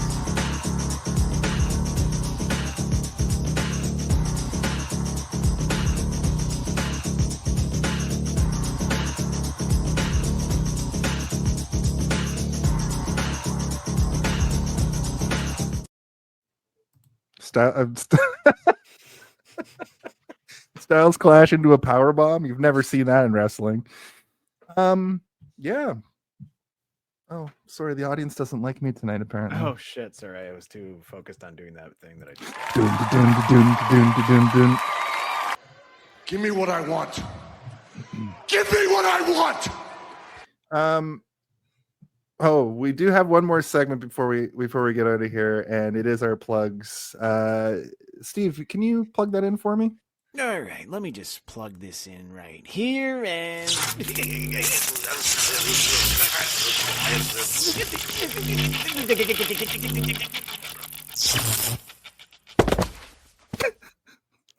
gets me every time. B, do you have anything that you would like to plug this week? This week of December 27th, it's Christmas. Yes, absolutely. Actually, you can find me online everywhere at Overlair B. I also have a fairly new YouTube channel where I make crafts and themed food while talking about random things. Very cool. Giving you lore and breakdowns and stuff that people don't know. Is it all on Overlair B? YouTube.com/overlayerb. Cool. I'll give you a follow right after this. How about you, Steve? What are you promoting this week? Well, I mean, Darth Theorist as usual, where I narrate a bunch of Star Wars content, and then we just released today, I think, a second channel called The Three-Eyed Theorist, where we're now going into dun, dun, dun, dun, dun, dun, dun, dun, Game of Thrones content. So if you like Game of Thrones, then you can look forward to hearing me talk about incest and intrigue, because that's basically what Game of Thrones is, right? I'm pretty sure. and then all the other stuff, that true crime stories and all the other ones that I plug every week. But yeah, I'm interested into what the reception will be of this one, because I'm not that great at doing accents, but I'm slowly getting into what do you know about being a bastard? Yes, Jason, I was doing it. You need to. I wanted to do it at the same time as you, because we both do that. We both do that impression, and it's funny. We're just you don't get why you don't get to. Okay, thank you, Chucky. I would like to talk about I would like to tell you all about the good graces. I hated to see this one as a podcast. You can watch each and every week here on YouTube and Twitch. The next day we put up our video on demand on YouTube, and you can find us in all audio platforms. I'd like to let everybody know that this month was a very fun month for us to do. We got to have some experiences. We had our friend come on and talk about their movie. I really hope that it just all plays out the way that we have it set up. But we also let the guests pick some of our favorite guests. Some of our highest viewed guests got to come on and pick their films. So that was very special. I'd also like to let everybody know that tomorrow night, Super Kick here in Toronto. I think that'll line up. I think December 28th. No, I don't know if they would do a show the week of Christmas. Last week was Super Kicked. I don't know. Come check out Super Kicked here in Toronto. We usually run shows at the end of the month. I'm the announcer for that. Bee is training to become the next great Amazonian warrior wrestler. Look at those guns. Oh, God. Yeah. Give me what I want. Give me what I want. But that does bring us to the end of the show. Actually, just before we get out of here, we do have a store now on TeePublic and Redbubble. We have our Grimoire Familiar Killers, which is sold out. It's been selling so well. We've sold thousands and thousands now here at the end of December. We also have Kill Aid, also 1 million sold here at the end of December, and Twinkerbell, fan favorite. Everybody's bought it. And recently we added this Zardoz, How, I, Who, What Occurs, which of course is a reference to our brief synopsis at the beginning I drew of the that. show. And Steve drew all of these. Tinkerbell's my favorite. And here's a picture of Dr. Doom for some reason. Doomba. Here's a picture of okay. That's the end of the show for this week.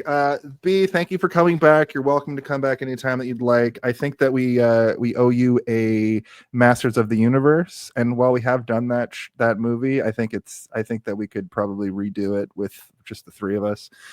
And with that, I'll cover the outro as always. Bee, there's just one question that needs to be asked each and every single week.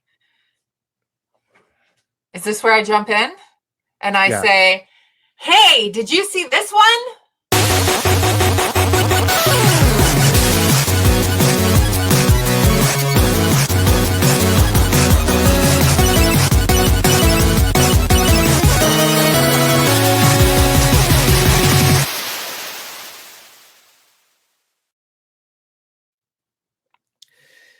Oh, man.